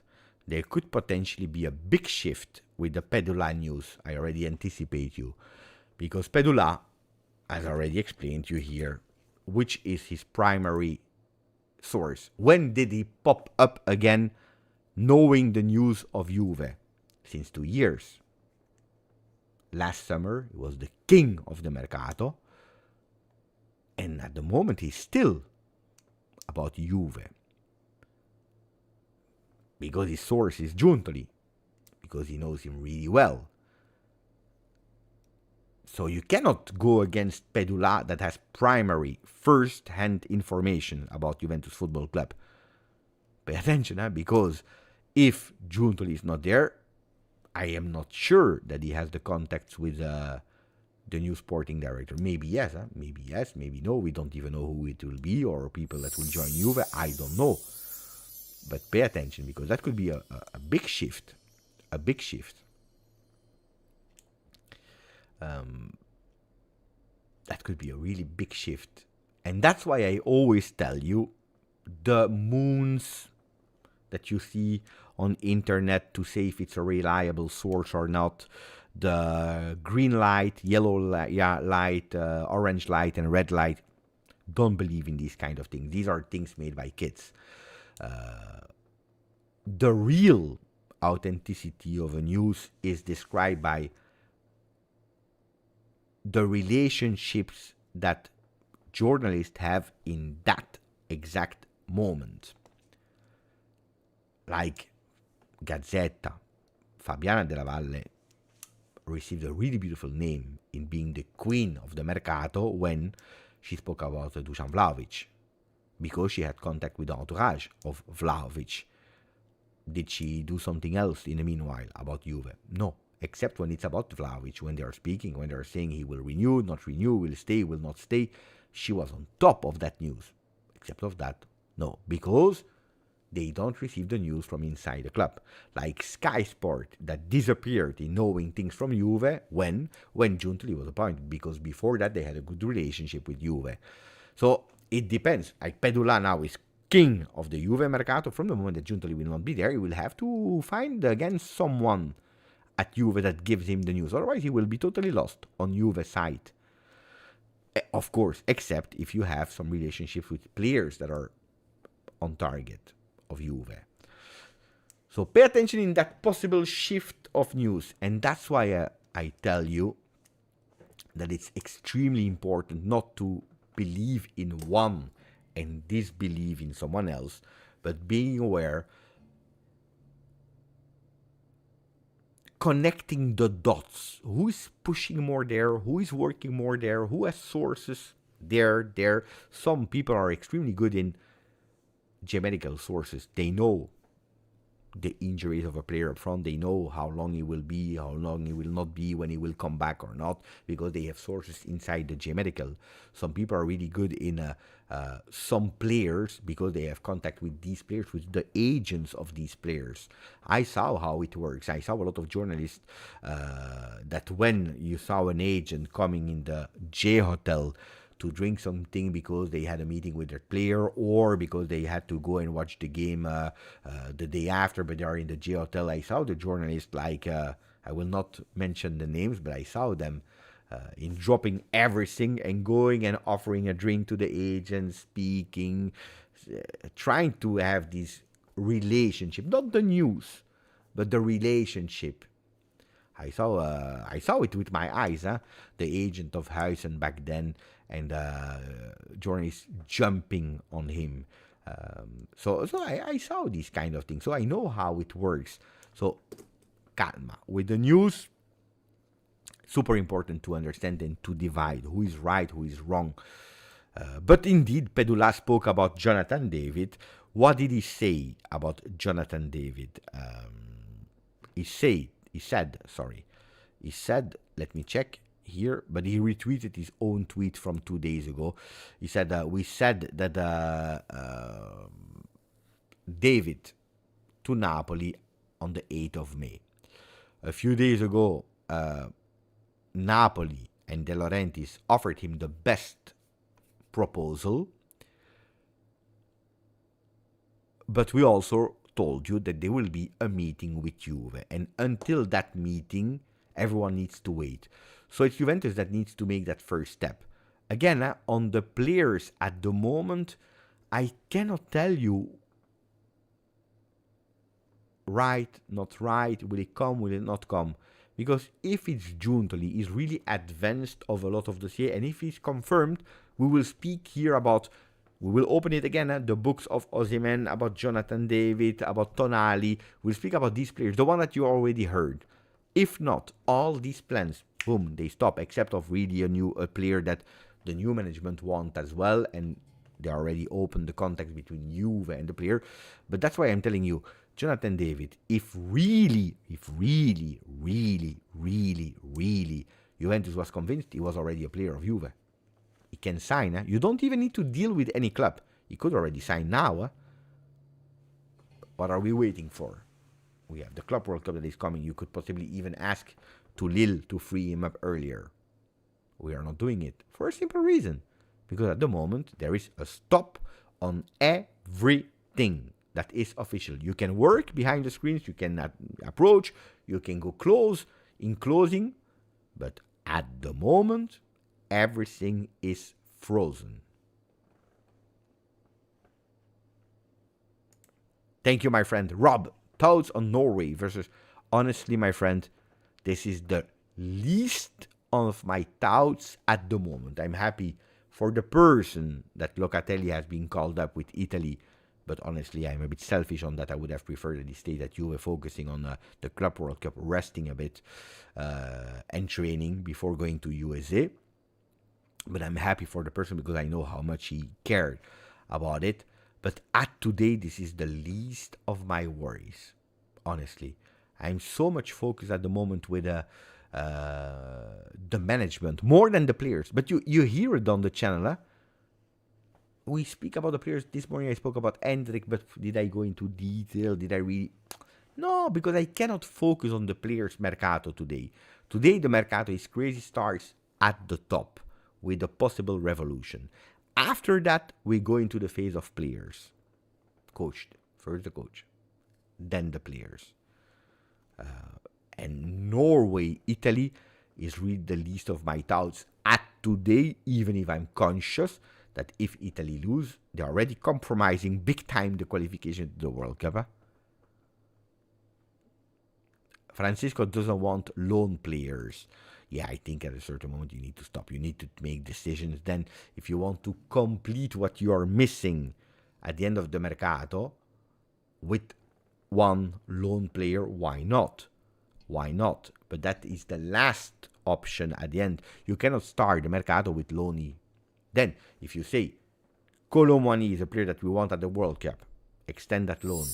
And then we also want that player. For a loan with an obligation to buy, where you have the possibility, the choice. That's another discussion.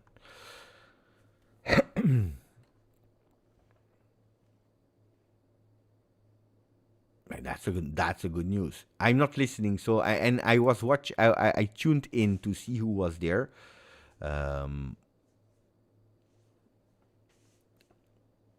But he's not there, so I don't know where that news is coming from. Not from Juventus, but I know that they are live at the moment. Monblano is not there, Zampini is not there. They're reporting the works of Giovanni Albanese. I don't know where he said it. Probably on television, on Sport Italia. So it could be that they speak about the works of Giovanni Albanese. Giovanni Albanese, on his own Telegram, he didn't write anything since the 17th of May. So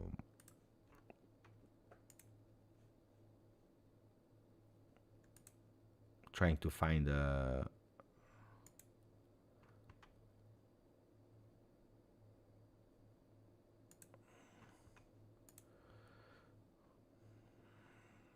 no, but we said it, huh? Also there we have a priority. Of course. Last one. Thank you, my friend. Top 5 football stadium in Italy. Allianz Stadium, 1. San Siro. Extremely beautiful in terms of, it's No. It's beautiful for the atmosphere, for the structure, because it's huge, atypical. But when you go in detail, when you zoom in, it's really a disaster stadium. But it's San Siro. Then you have Atalanta worked really well on their stadium. Udinese worked really well on their stadium. So they upgraded it really well. I don't know. I don't like too much the Venezia, the Como stadiums. I don't like too much these kind of hyped stadium that are nice, but are absolutely you cannot play in Serie A with this stadium. And just to tell you, Venezia agrees with me because in 2 years they will have a new stadium. So Sassuolo worked well on their stadium as well. Yeah. But if you speak about beauty, I like the one of Bologna, for example. No, he said he liked the stadium of Venezia, but I'm sure that it's really charming. The stadium of Bologna is charming, really. It's a beautiful decor, it's a beautiful environment. But honestly, is that the stadium that you need to have in Serie A? No. And everyone is aware of it. Only people that are far from reality, they will tell you, wow, fantastic. No, it's not true. You cannot. If you want to increase the league, if you want to go with something serious, and you cannot go with Venezia. Genoa is a beautiful stadium. I agree. I'm sleeping. I slept earlier.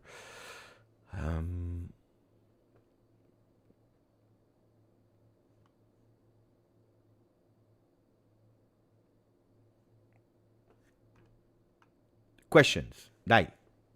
And then Jonathan David, he's waiting. Like Conte is waiting. Everyone is waiting to understand the next few days what will happen. Everyone is waiting. The domino effect. And I think, but we said it, we said it, that this week could be a really important one in terms of decision. If really now you have an agreement with Comoli, that's a sign that the domino effect for the management of Juve started. The first domino has been kicked. Tac, tac, tac, tac, tac, tac, tac, tac, tac, tac, tac, tac.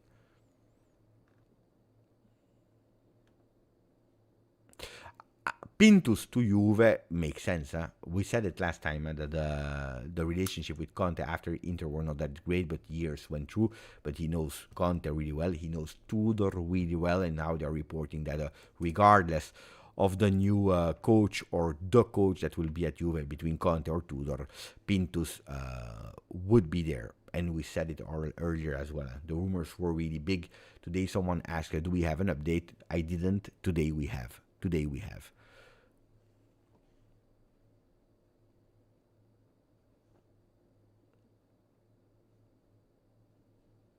So, what do we recap? Conte didn't say it. Make it like that. Conte didn't say yes to Napoli. That's the most important thing that you need to know from there.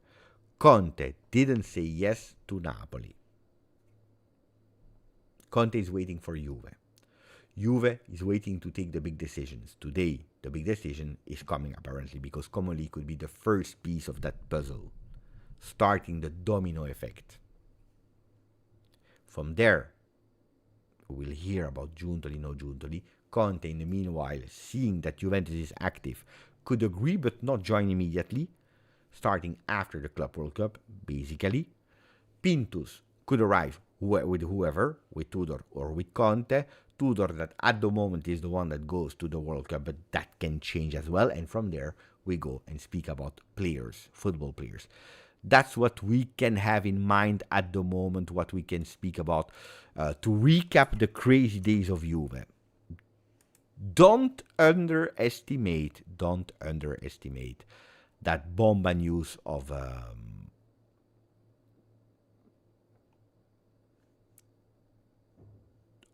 Comodi. It's a big one, much more than you think. Giorgio Chiellini, yes, but we said it also today, and the only one that is sure about his future at Juve is Chiellini. As we said here on the 9th of January, when I was back from Saudi Arabia, I told you the journey is already written for Chiellini. They know where they want him to be in a few years. He will not be sporting director. He will not be chief of football. He will be closer in taking decisions. 360 degree of Juve in the management.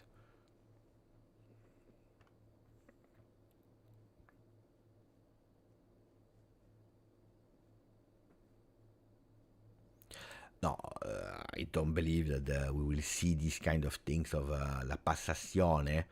I don't think that we will see Conte in Casele waiting to welcome the players when they arrive with the club World Cup there in the air, waiting for them, saying bravo, bravo, bravo a tutti. Now, guys, what if, I don't know, you find an agreement with Conte, Tudor goes to the Club World Cup, and Tudor wins the Club World Cup? How do you say to Tudor, grazie, arrivederci?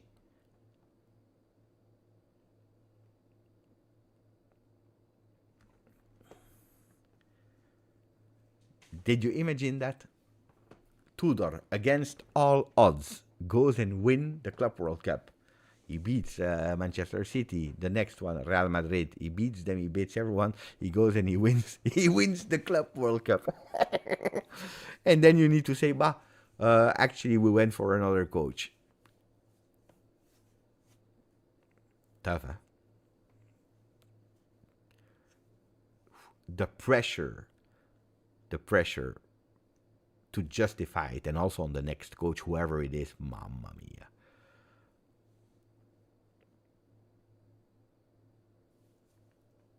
I think that the fans will go crazy because fans are like that, and it's totally normal. We are living the moment. We don't think about too long in the future. We live the moment. No, we need to keep Tudor. What did we do? Because the Scudetto of Napoli will be far away. So, yeah, probably that's the thing. Thomas, you tell Tudor, it's not you, it's me. Probably, yeah, exactly. That's the most beautiful description. Daniel said, in my opinion, Douglas Luiz really needs to get a real chance to show his skills. He's our most technical, gifted midfielder. Cope got all the chances in the world, and he blew up 90% of them.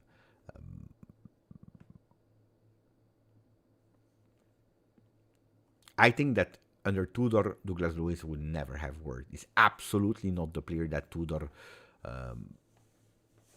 sees in his teams. With Conte, why not? But I think that mentally he gave up too soon, and I'm doubting. You know what I'm doubting about Douglas Luiz? Not the technical qualities. On that one, I give you 100% correct. You know what I'm doubting? That fighting will. To say, oh, I'm Douglas Luiz. I know what I'm worth, and I will show it. This is something that I missed a bit. From him, honestly. Michael, you're lucky, because there is a replay, and soon we will close here.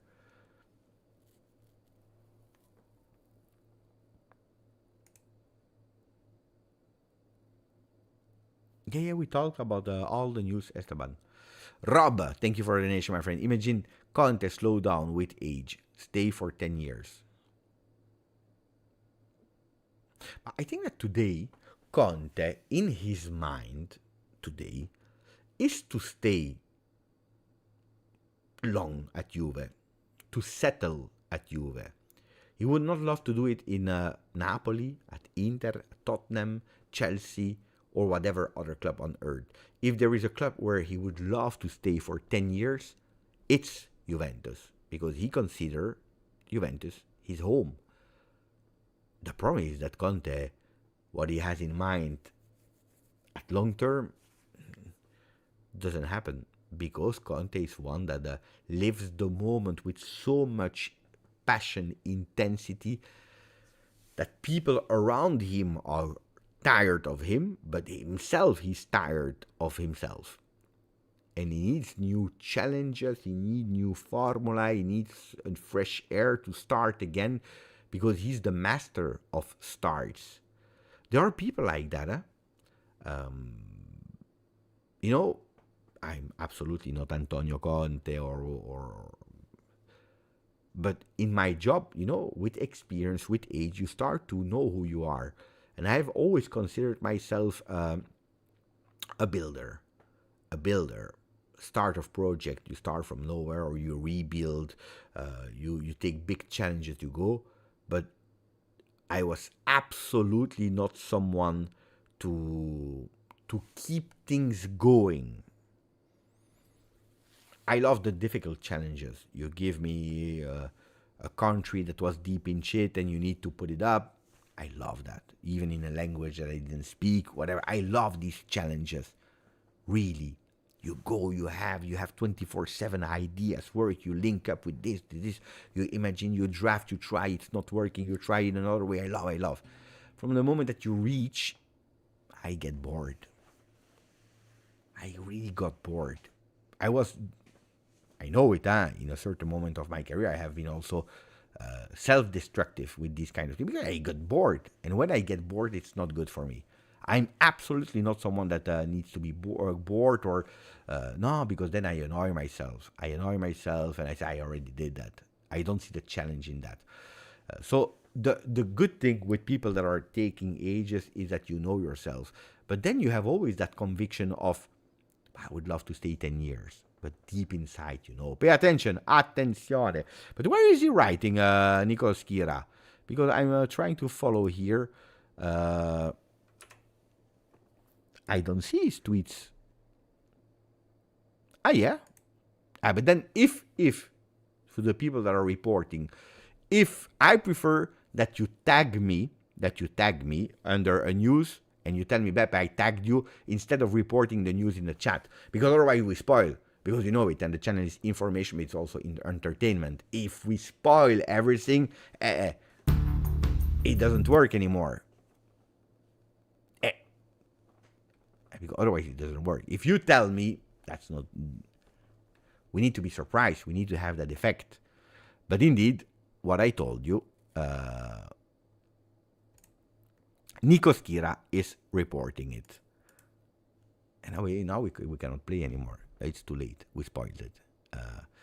Matteo Tognozzi could return to Juventus as the head of the scouts. He has also been approached by 2 other Italian clubs and an English club in the last week. We said it.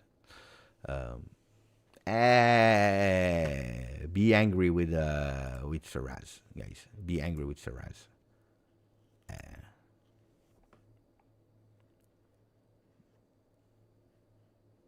He's at fault. Too late.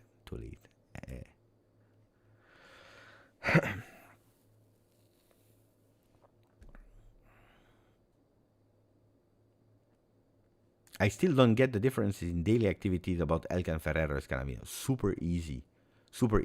Elkan is not managing Juve at all. He's the owner. He's delegating the positions, he's putting people there, and then he's asking that people are... Elkan, in an ideal world, should have 0 calls from Juve. He just needs to be there once a year. How did it go? Were the objectives achieved? Yeah, bravo. Not. Why? When you hear the name of John Elkan, that's a problem. That's a huge problem. Because that means that the people under him were incompetent. And that even if there were some 1-2 calls internally with John Elkan that we are not aware of, that they were not able to fix the situation. So when you hear John Elkan going out of the usual traditional visits, if you hear him planning meetings, if you hear him taking things in his leads, that means that it's really bad. So that's the job of John Elkann, owner of Exor, and Juventus is one of owner. Should not even be involved. Should not. Uno. Scannavino is CEO. What is the daily activity of CEO? Until a few weeks ago, he was splitting his time between Group Jedi, that is the group of the editorial newspapers that they have as well, and Juve. And that's what I explained earlier on. It's not the one that is active in doing things, but is the one that is actually putting the working on the strategy, explaining that's what we want. Usually it's like 3 objectives, main objectives. We want to achieve this, this, this. Working on it, of course, realistically, with a work group, with people that are surrounding him. And he's actually the one that is taking care that during that journey of short, medium, long term, that things are going towards that direction.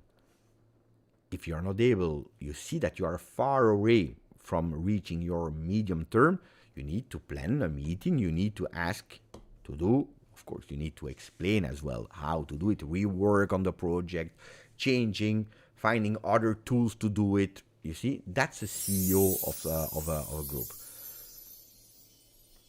And then you have a Ferrero. Ferrero is president of Juve. And you have different ways of being president. When Agnelli was there as a president, he was a really active president. He was 24/7 at Juve, the first one to arrive, the last one to leave. He was working on taking the role of that CEO on him, working together. He was an active president, but you're not always obliged to be the active president. Sometimes you have a president that is the institutional name for Juve. Also the one that is dealing with the board members. Ferrero is more a shadow president, is absolutely not working on the strategies of Juve in terms of sporting result, etc., but he was taking care about the off-the-field matters, problems. And you like or not, you liked how he did it or not, but he actually succeeded in his mission. A mission that was taking Juventus out of the problems. Accepting a plea deal, not participating to Champions League, finding the contacts back to enter again Group ECA from UEFA with Chiellini that is there, entering, and now it's gone, but with Calvo, again the institutional decision of La Lega Italiana. So you have active presidents that loves, passionate, they want, they have the experience, they like Agnelli, or you have the one that have other missions. And he was more an institutional figure to work about the off-the-field topics, managing more the board of directors. Voila. I hope I helped a bit more in giving that. The problem is that, and that's the huge problem and mistake that we did, president, CEO, and we had a chief of football that had all the sporting decision in his hands, Cristiano Giuntoli. While in the past, the beginning of the winning cycle, we had an Agnelli active president. Don't forget about that. Active president, a CEO that was Marotta, but also one with huge Italian football knowledge, with under him a Paratici, that was the right hand of Marotta, that was on top, that was the sporting director back then.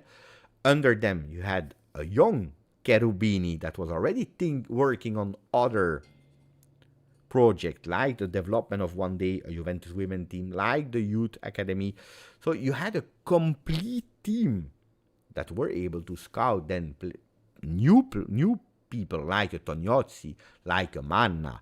So you see, it was quite clear in a structure with a lot of active persons in different roles, but all involved in a way, where now Juventus didn't. Is it a mistake that we did? Yes, in a way, but I believe that the Juventus has been really clear on that. The big mistake, according to me, has been to give so much power to one man only, thinking that he would solve all the situation.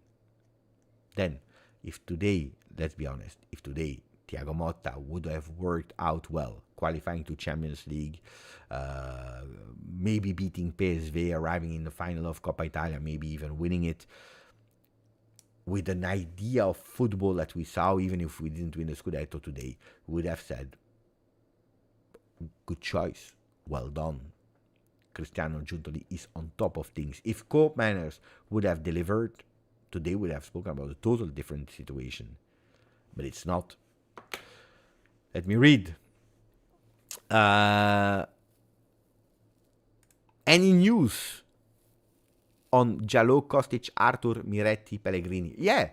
Jallo will not participate to the Club World Cup with Juve, but then he will come back after that, and I don't believe he will stay also because he has a contract until 2026, so one more year, so it's the moment to let him go. Kostic will go to the Club World Cup with Juve. Arthur Girona wanted to do an attempt to keep him, but today he already said goodbye to all the people of Girona, so I had more hopes this morning and yesterday night that I have today about Girona Arthur. Miretti coming back to Juve, 100%. Unfortunately, shoulder surgery. So he will, except of a miracle that I'm not aware of, but at the latest news, he will not participate to the Club World Cup. Will he stay at Juve or not? Depends on the new coach. Pellegrini is a Lazio player, like Rovella is a Lazio player. Oh, fasta. Boom, boom, boom, boom, boom. Fantastic. You see, when it's not give me choices, I'm much faster. If you tell me, give me facts, I'm better than give me choice or choose. I'm much better. Samir, thank you for the donation, my friend. Beppe, would you pick Tudor to lead Juventus in the Club World Cup since he worked with this team since February? Or Conte start June the 9th just for the Club World Cup? Look, but I explained it yesterday, I will repeat it today. My first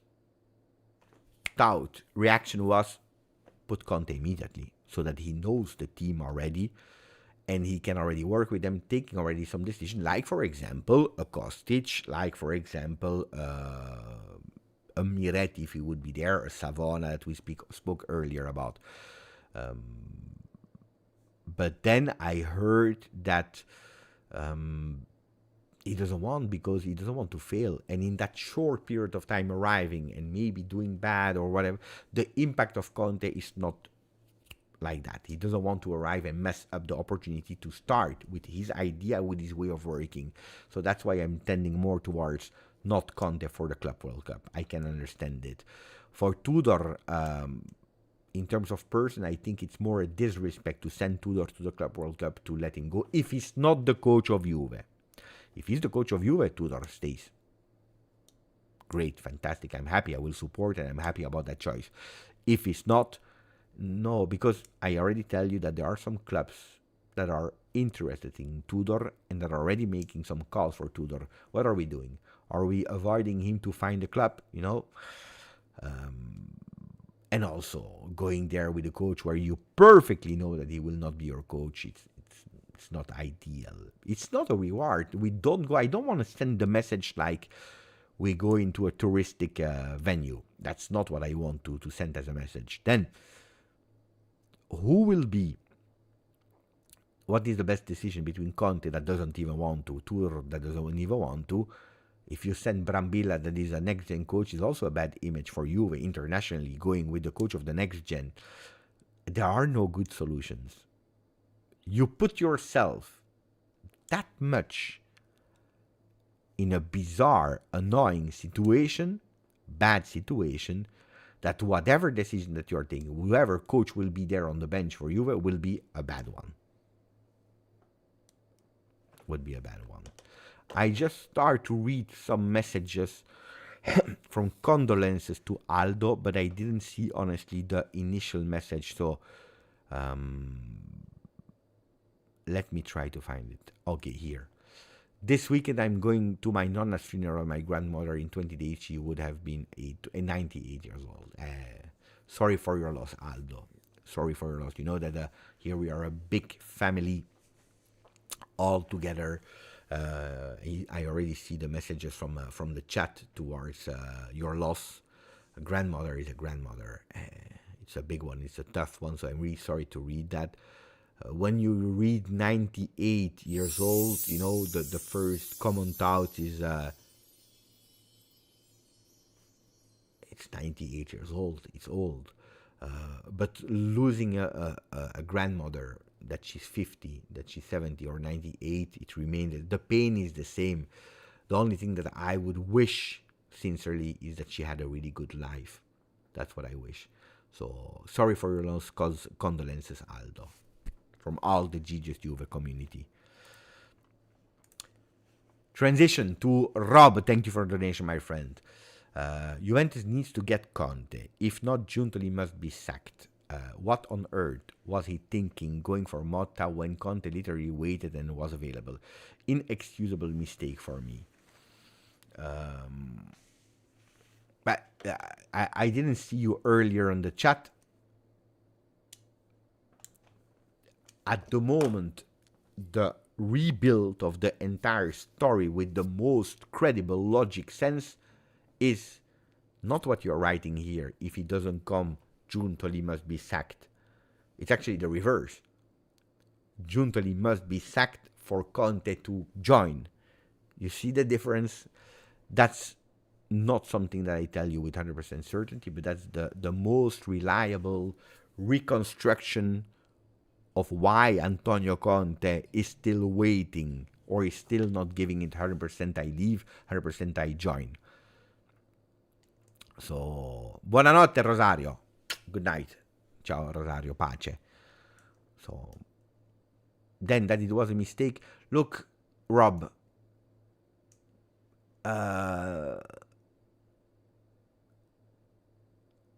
it's a mistake after. But honestly, I would have done the same mistake with one difference. I never spoke to Thiago Motta personally. So maybe I would have identified something knowing Juve, because I know Juve. Probably I would have identified a problem and saying, no, that's not the man that we need, because in terms of personality, that's not Juve. But I didn't know personally Thiago Motta. But I will not change my opinion that if you have the opportunity as a sporting director to not go back, but to think forward, to open a project with a coach that showed things not only at Bologna, but also where he was before at Siena, at Paris Saint-Germain with the youth, with the experience of Motta as a player. He was the trendy coach. He was the coach that could have opened the project in changing also the way of playing of Juve in terms of DNA.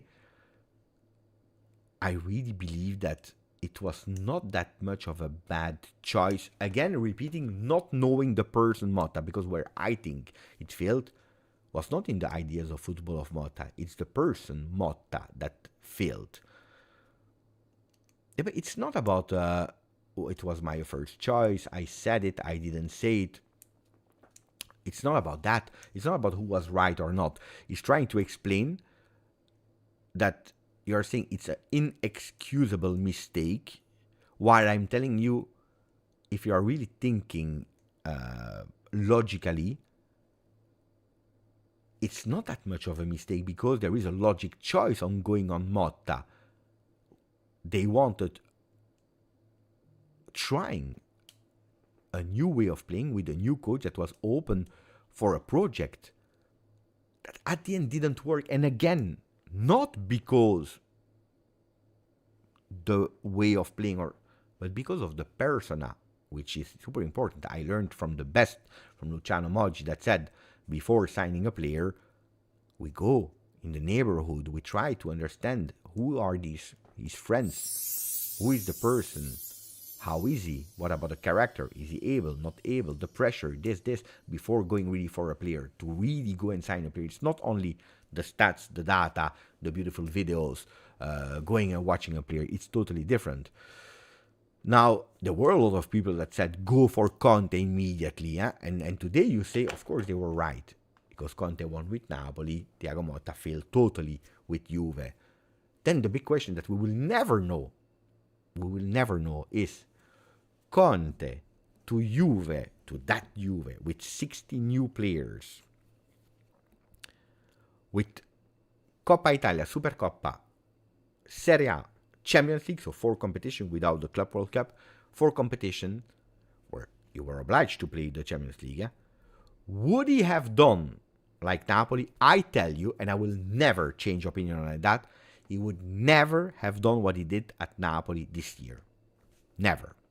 Never, never, never, never. Forget about it. Never. Never. Because the management was new, because all the players were new, because you had so many competition to deal with. Never. Never. Never. I think it was a wrong choice also to not try something new. Because otherwise we go from Allegri to Conte, Conte to Allegri, Allegri to Conte, Conte to Allegri. So I backed it up, the decision. Again, and I repeat, because otherwise people, they will not mention it, without knowing the person Thiago Motta, which according to me is the most important factor. And that's also why he flopped at Juve. Do I want Conte now at Juve? Yes, I want Conte now at Juve. Because we tried. Because it didn't work. No, Remco, but you are here every day. You know that I said, and I repeat in the videos, and so I don't promise Conte 100% at Juve. I am not even sure. I believe, but I'm not promising to anybody. Because promising means that Antonio Conte already signed and that I, Beppe, already saw the contract. That's a promise. That's 100%. I didn't see it. Personally, I didn't see it. So, and at the moment, it's not even a certainty. That he will leave Napoli, yes. Promising, no, because they went to the Pope today. Maybe the Pope did a miracle. Joining Juve, big chances. That's the will of Juve. That's the will of Conte. Today, it's not a done deal, because a lot of things needs to happen before that. A lot of things need to happen before that.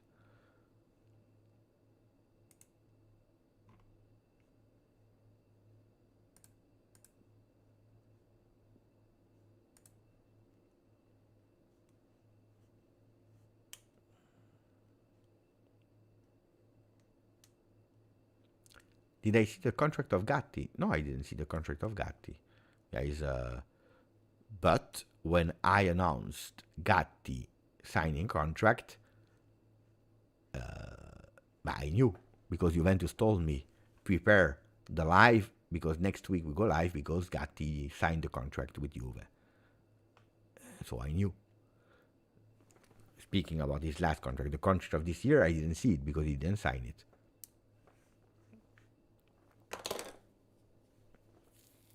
What else did we need to speak about? Wait. Conte proved this year again that he's the best ever coach on earth with a team that is playing one competition only, a team that has already material to work on. He didn't show that he was, according to me, he didn't show that he was elite coach. Yet. Do you agree with me or not, guys? Because this is maybe at the moment a really unpopular, because I want Conte at Juve, and I believe it's the man that we need today. But do you agree with me or not when I'm telling you I don't think that Conte showed that he was an elite coach this year? I don't think so. He will really prove me that he's an elite coach when he will be able to win the Scudetto while competing in different competitions.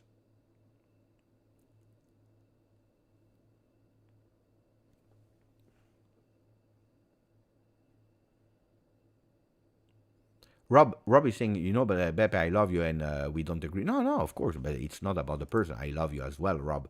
But that's my opinion, that's my argument, and I see a lot of people agreeing with me because I didn't need Conte. I knew that Conte would have first or second in Serie A this year before starting. It was not a surprise. People that are surprised, people that were surprised that Conte would have won or being second or at least arrive in Champions League, they don't understand football. I'm sorry, or they don't understand calcio, Serie A. But Conte, he did it with Juve, he did it with Inter, he did it with Chelsea, he did it with Tottenham, where he did better than all the other coaches that were there, because at Tottenham it's quite difficult. He did it with Napoli now. Conte, in that situation, is the best ever coach possible. He arrives in a team that comes from a disaster situation, moment or not. He comes, he goes with his techniques in motivating, in showing, in taking the best from all players. He's able to find 1-2 players that is multiplying by 5 the skills of these players. He's finding a position. He's going. Un martello is a hammer. Boom, boom, boom, boom, boom. They go. Coppa Italia. We don't care. Take that away. Even if it's not a lot of game, he didn't care. Because you want one competition only, one game a week. The first season of Conte at Juve, 11-12, the football that he was offering there, we never saw it again, except of the first part with Chelsea. We never saw that beautiful, entertaining offensive football again with Conte. He changed his way of playing because he adapts with the player, because there are other environment, we understand. The only time that he arrived far in Serie A and in Europe was the year post-COVID, the COVID year, where he arrived second in Serie A and goes in the final of Coppa UEFA where he loses. Why? Because the tournaments of Europe were cancelled, listen well, and all postponed towards the end of the league, where he could focus only on Serie A and then could focus only on that competition. Conte is fantastic on that. He will convince me that he's an elite coach. You know when? I already said, of course, but I will repeat it. When he will be able to do it while competing on different fronts, like a Pep Guardiola, like a Carlo Ancelotti, like an Allegri 1.0, you like him or you don't like him, I don't care, like a Ferguson, like a Lippi, like a Jurgen Klopp. These coaches were able to win while the entire year being able to prepare 2-3 games a week. Totally different.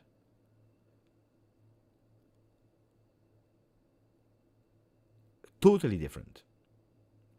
That he turned Scott Tominay in an average player at United.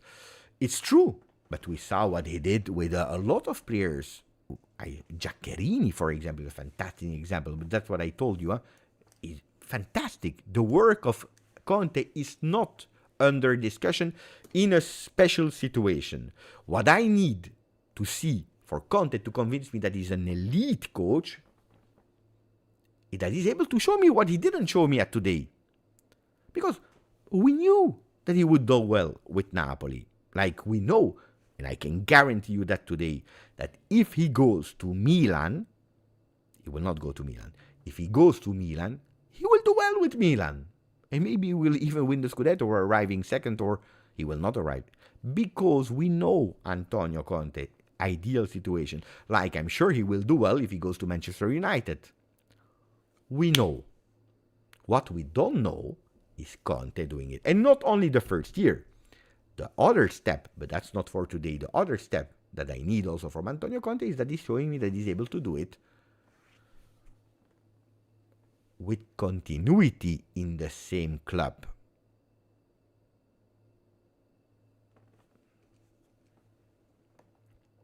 You understand what I'm saying?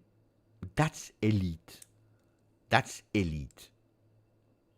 Is there a better manager than Conte to arrive in a once a week competition club that comes from a disaster situation, there is nobody better than Conte. Nobody is better than Conte. Buonanotte Alessio. There is nobody, because he's the best. Because he's the best. Because he's the best.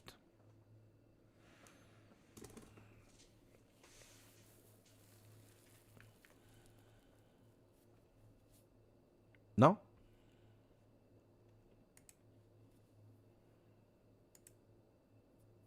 And of course, now I want Conte to come at Juve, being aware that we will play more competition, and hopefully that he will be able to tell me that with the bagage, with the experience, he will be able also to prove us that he can do it in different competition.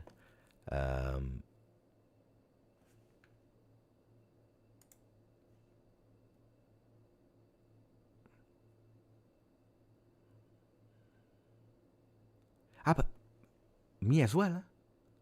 Rob, my first choice is Antonio Conte for next year. Clear. So I agree with you. But there is a difference between the narrative of how you are imagining and thinking from an extreme to another without seeing the failures, the problems, going with big words, fenomeno, elite, this, that. That's different. Because otherwise, we will hurt ourselves if we are not aware.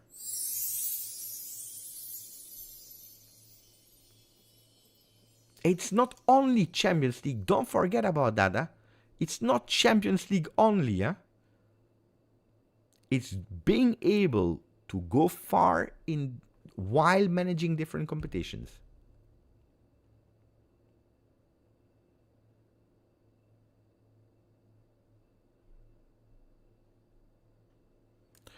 Je suis d'accord. Tant qu'il n'a pas prouvé en Europe en même temps qu'en championnat, alors on ne sera pas dans le top 1. Je suis d'accord.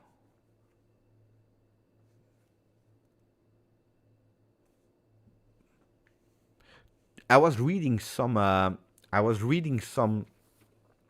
comments about people that says sign him for 1 year, because now he starts also to have a label. Huh? Sign him for 1 year. Because they know that the longer than 1 year is tough.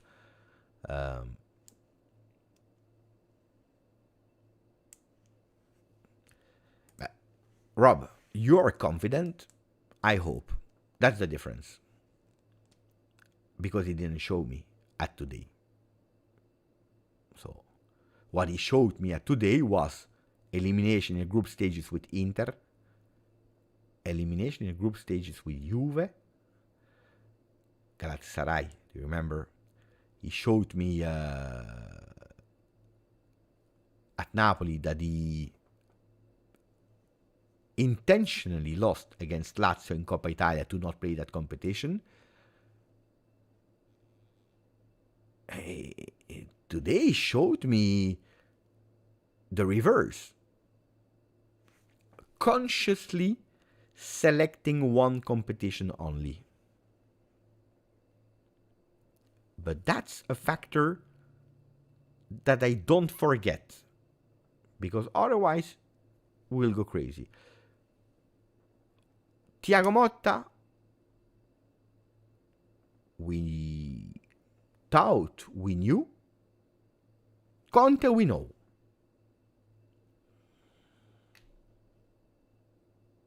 I know, but you're a person of emotions, Rob. I know you after all these years. But you go too loud, looking at your hopes and looking only at the things that will bring you and will reinforce your hopes, so that your hopes are certainties, because you want that Scudetto like all of us. So you have a hope, you have a belief, and then you're looking at all the factors and you're feeding so that you're certain, you're convinced. And when you see something, you close an eye. You don't want to know. No, because it's not going towards what you believe, and it hurts, and that's not good, because otherwise you will lie to yourself. Take the whole picture.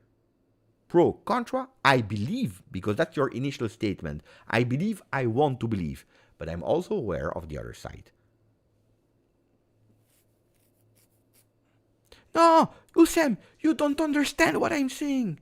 It's not about we play for the Scudetto and we don't speak about Champions League. You are obliged to play 8 games. We don't care that it's Champions League, Europa League, or Conference League. You are obliged to play. In Coppa Italia, Conte went out at the 3rd game. The first one he was obliged to win because it was against, I don't know. I think they were even lucky to win. They didn't even want to win the first game already. Then they played twice against Lazio. They were eliminated. And you can be out immediately and not participate. Champions League, you can even lose the 8 games. You are obliged to play them. Which means that it takes energy from you. It takes away the ability to prepare an entire week. So it's not we want to win the Champions League or not. It's because you are obliged to play them. Yusuf is saying, Beppe, we see a lot of teams competing, a lot of competition. Yeah, we are Juve. We should do that as well. We did it not that long ago. Huh? We did it not because people forget it's not that long ago we were doing it. At the moment, we are not, and we are choosing a coach that didn't show us that was able to do it. But we are also choosing a coach, probably the only one that is able to wake up that team, which we need, which we really need. Because I told you, arriving at the starting line with Tudor or with Conte, arriving at that starting line, Tudor, Conte, you send a different message. Let me read Jimbo. Tudor should be respected. The first thing prior to Pirlo appointment, it was sad. And now this. By the way, just got my text to Juve versus Al Ain. Ah, bravo. Congratulations, Jimbo. I didn't know that there are still some spot available. Congratulations. Beautiful. You know that I'm happy for the people in US because this time you will not see the Buonasera, Ahmad. You will not see the usual friendly tournament with 150 changes and then meaningless second half. This time you see a competition. Juve in a competition in USA, a real competition. I'm really happy for that. That Tudor should be respected, I totally agree. 100%. RSV, Conte doesn't have good UEFA record if you want Champions League. That's according to, thank you for the donation, RSV.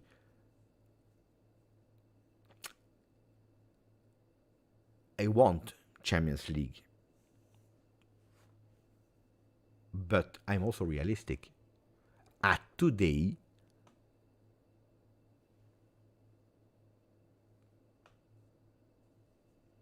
I would not put in the yearly objective of Juve win the Champions League. First of all, never. I would never put winning the Champions League is an obligation because it doesn't even exist. You cannot put Champions League is not a competition where 38 games, ups and downs. It decides by a lot of factors.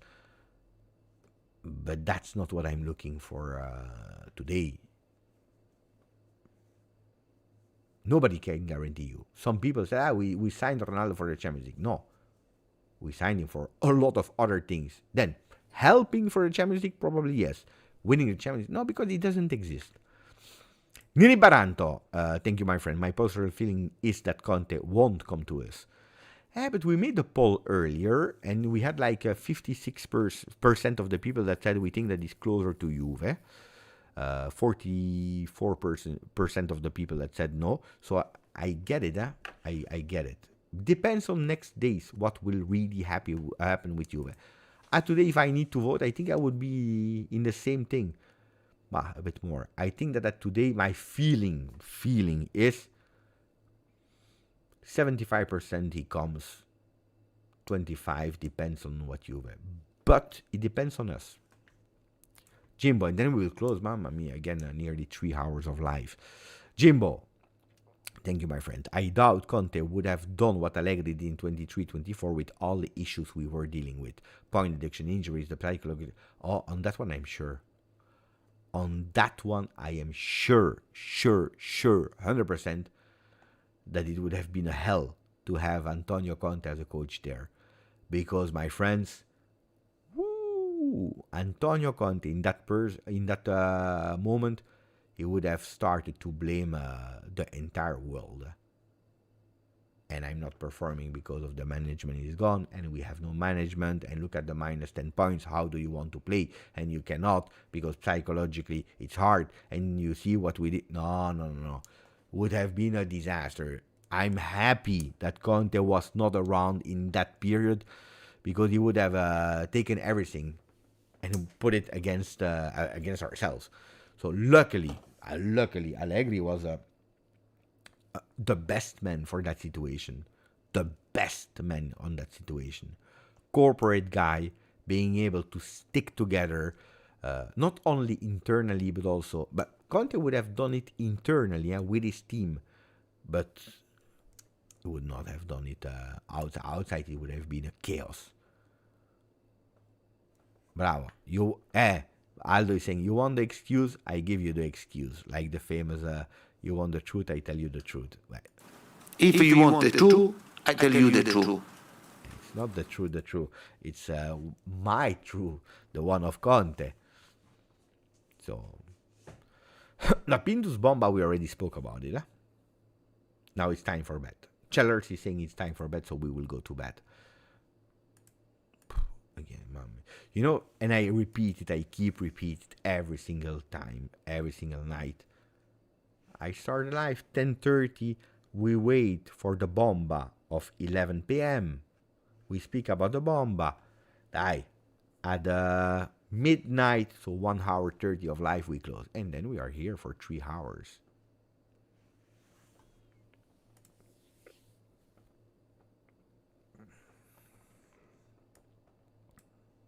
Nearly 500 likes.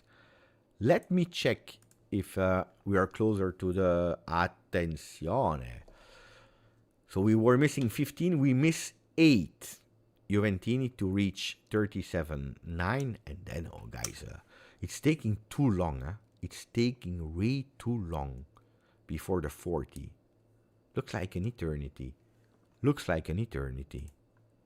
Like we had a beautiful jump here. 24th of May, 25th, boom, we had like 110. What happened the 24th, between the 24th and 25th? Boom, that was beautiful. I made a lot of shorts with Udinese game, I think. That's what happened. No? No, we had the game, wait. No, it was the qualification. Here, wait. It was the top four. But guys, we have 37 since. Oof. Let me check.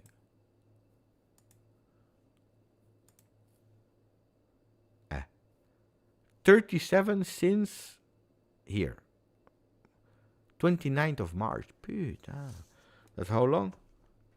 29th, April, May. It's 2 months. Mamma mia.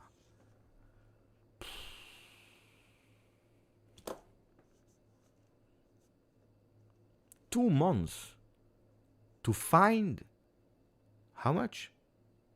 800 Juventini.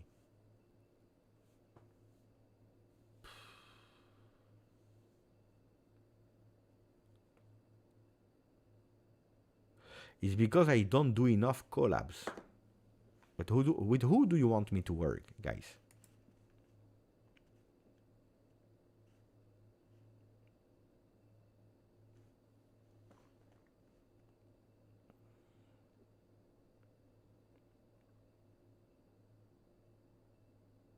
Yeah, I think the Club World Cup could be a good one, I think.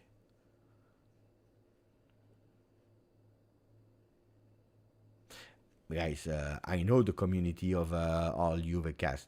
They have the same as here, guys.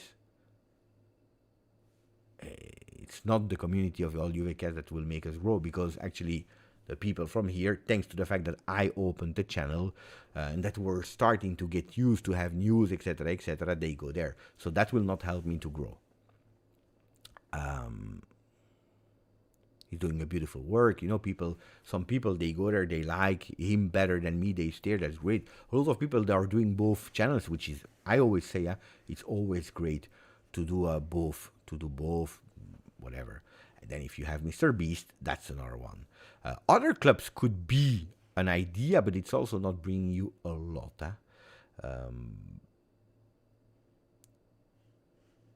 Because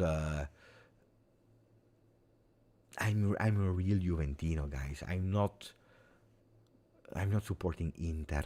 I'm not supporting Milan, Atalanta.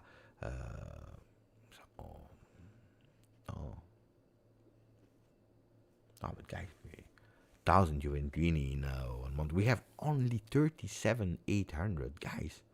Where are the real Juventini?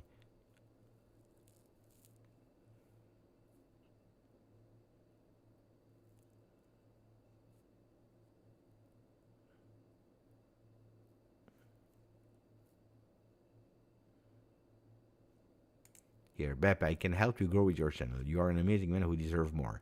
You're literally up until 1 or 2 talking about Juve. That's passion. Can I help you, you say? And how you will... give me the car. Give me the car. And then we will do like, you know, these kind of car sessions. Answering questions in the car. I need a car. No, I speak about opportunities. No, Bob Sigma. The car I take. I need a car. I don't have a car.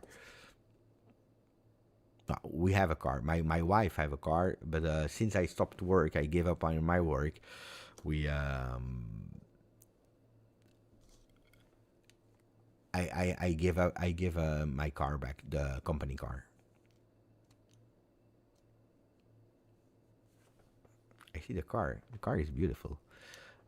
No, you know, I'm not even a big fan of cars. I don't know anything about cars. I have no idea about cars. I'm not a passionate.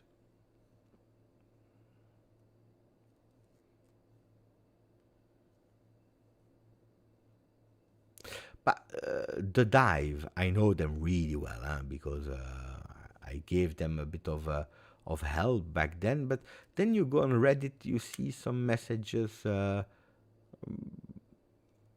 don't know, guys. They took a road. They took a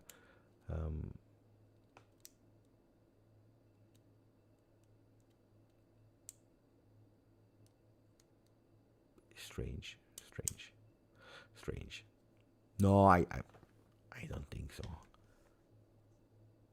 guys. You know, when Juventus wanted to really expand, what did they do? They looked internally or they went abroad? They went abroad. They looked for a Cristiano Ronaldo to make, boom, a big road. We are the biggest Juve channel in English. So if you want to grow, you need to go abroad. That's the reality. The problem with old Juve players is easy. The generation that I love, so the older ones, they don't speak English. They speak Italian. So it's tough to bring them here. The generation right after, so that went in retirement, that speak also English, they understood how it works, so they want to get paid.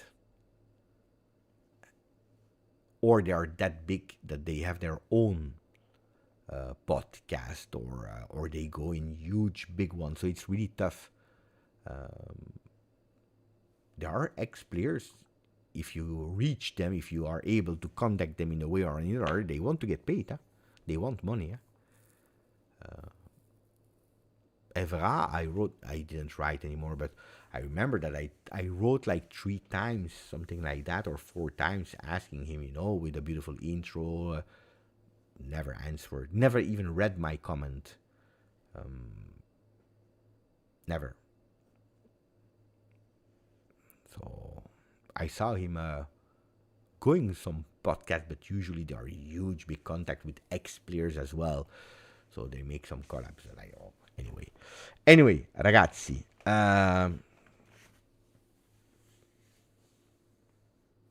Beppe, wake up. Bello.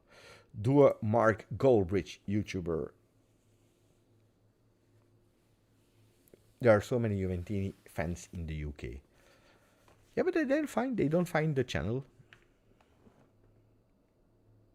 Hashbell is a really great guy. I'm happy.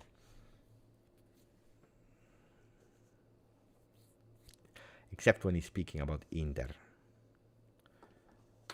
Then I don't like him.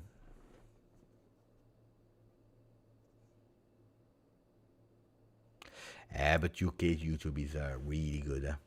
I love UK YouTube of football. They are really good. They are really, really good. But I don't live in the UK.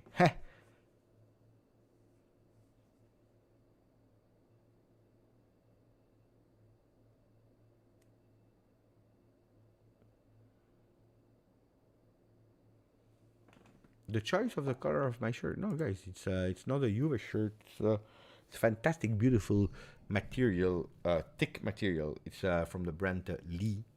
It's a 101 collection. So 101 collection from Lee, the brand, was the premium collection of Lee. Is the premium collection of Lee, inspired by heritage, by beautiful details, material, research. So it's not the common thing, but it was quite simple, and also color, beautifully stitched. And that I have also other clothes than Juve clothes. So it's the night. It's a beautiful one. Pocket here. The color is nice. No, it's not a bit. And actually, it's not really orange. It's like la rouille, dust. How do you say rouille in English? Not dust, but no. La rouille. Wait, let me check the word.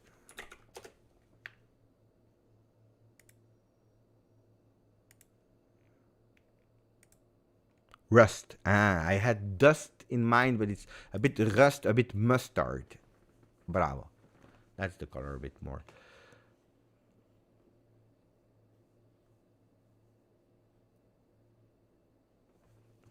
Bravo. Okay, the last one, and then we close. We say goodbye to Snow Mane 33. Not the first time that he's on the channel. I like that. Thank you for donation, my friend. Are you attending any club World Cup games? No, because again, maybe I can do a collab on the channel with a sponsorship here, but local, maybe. But no, you know who they are sending? They are sending people with 1 million subscribers that are not that much linked to one club, but are speaking about more clubs. These kind of content creators, deservedly, because they are really huge, really big. So a lot of brands, clubs, partners, they are sending these people because they have a reach that is so big. 3 million on TikTok, 1 million on Instagram, 700K on YouTube. These numbers are really, really exciting. If you have 38 guys, they will not invest in sending you to US, the travel, the location with the hotel, the games, paying you for your services. So no. So I don't go. And going, to be totally honest with you, going with my own money to USA for the Club World Cup, where no, I cannot, and especially not alone, because it will not even have that return on investment for the channel. It will be a huge big cost without that return on investment. So no. Maybe one day I will be able to do it, but not now. Ahmed, thank you, my friend. Getting in contact with other content creators from abroad and maybe hosting football trivia episodes. All Juventini would love for us to represent us. Yeah. But trivia, pay attention, because not a lot of people they are really that passionate in trivia games, etc., etc. People, they love transfer market, they love gossip, they love rumors, they love screams, yelling, entertainment, but trivia a bit less. No, history of Juve is not working. History of Juve is not working. History of a club is not working. Except if you are a narrative channel. If you have like once a week channel, a totally studied video, edited, and people are going for that video. Otherwise, it's not working.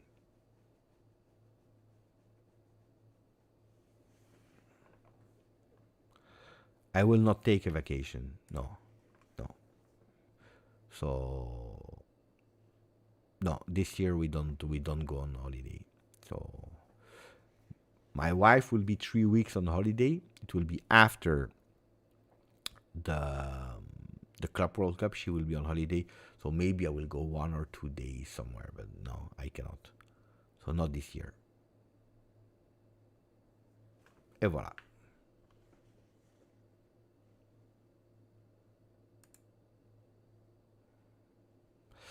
I'm thinking about an idea for TikTok,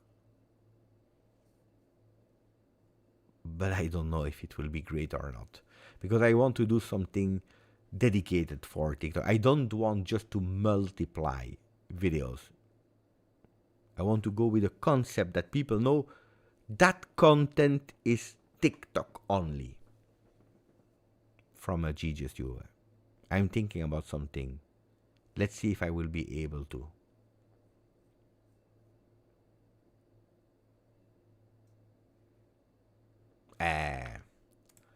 Now it's too late, because it starts in 14, 17 days. I have nothing. So it was one of my objectives to be able in 24, 25 to work that good to actually be sent by someone to USA. At the 28th of May, I failed totally that mission. I went to Saudi Arabia to compensate. But no, I cannot complain. I have a nice life. We are doing beautiful content. We are working really well. I failed that mission. Sometimes you have to accept that you failed. It's like Juve. We didn't win the Coppa Italia, but we qualified to Champions League. Dai, ragazzi, we see each other tomorrow. It was really fun to talk with you tomorrow. Video in the morning, live on Juventus in Italian for the people who are speaking Italian, and then we go back with or a second video or a live, because the live, boom, boom, boom, boom, boom. Buonanotte a tutti. Ciao, arrivederci, forza.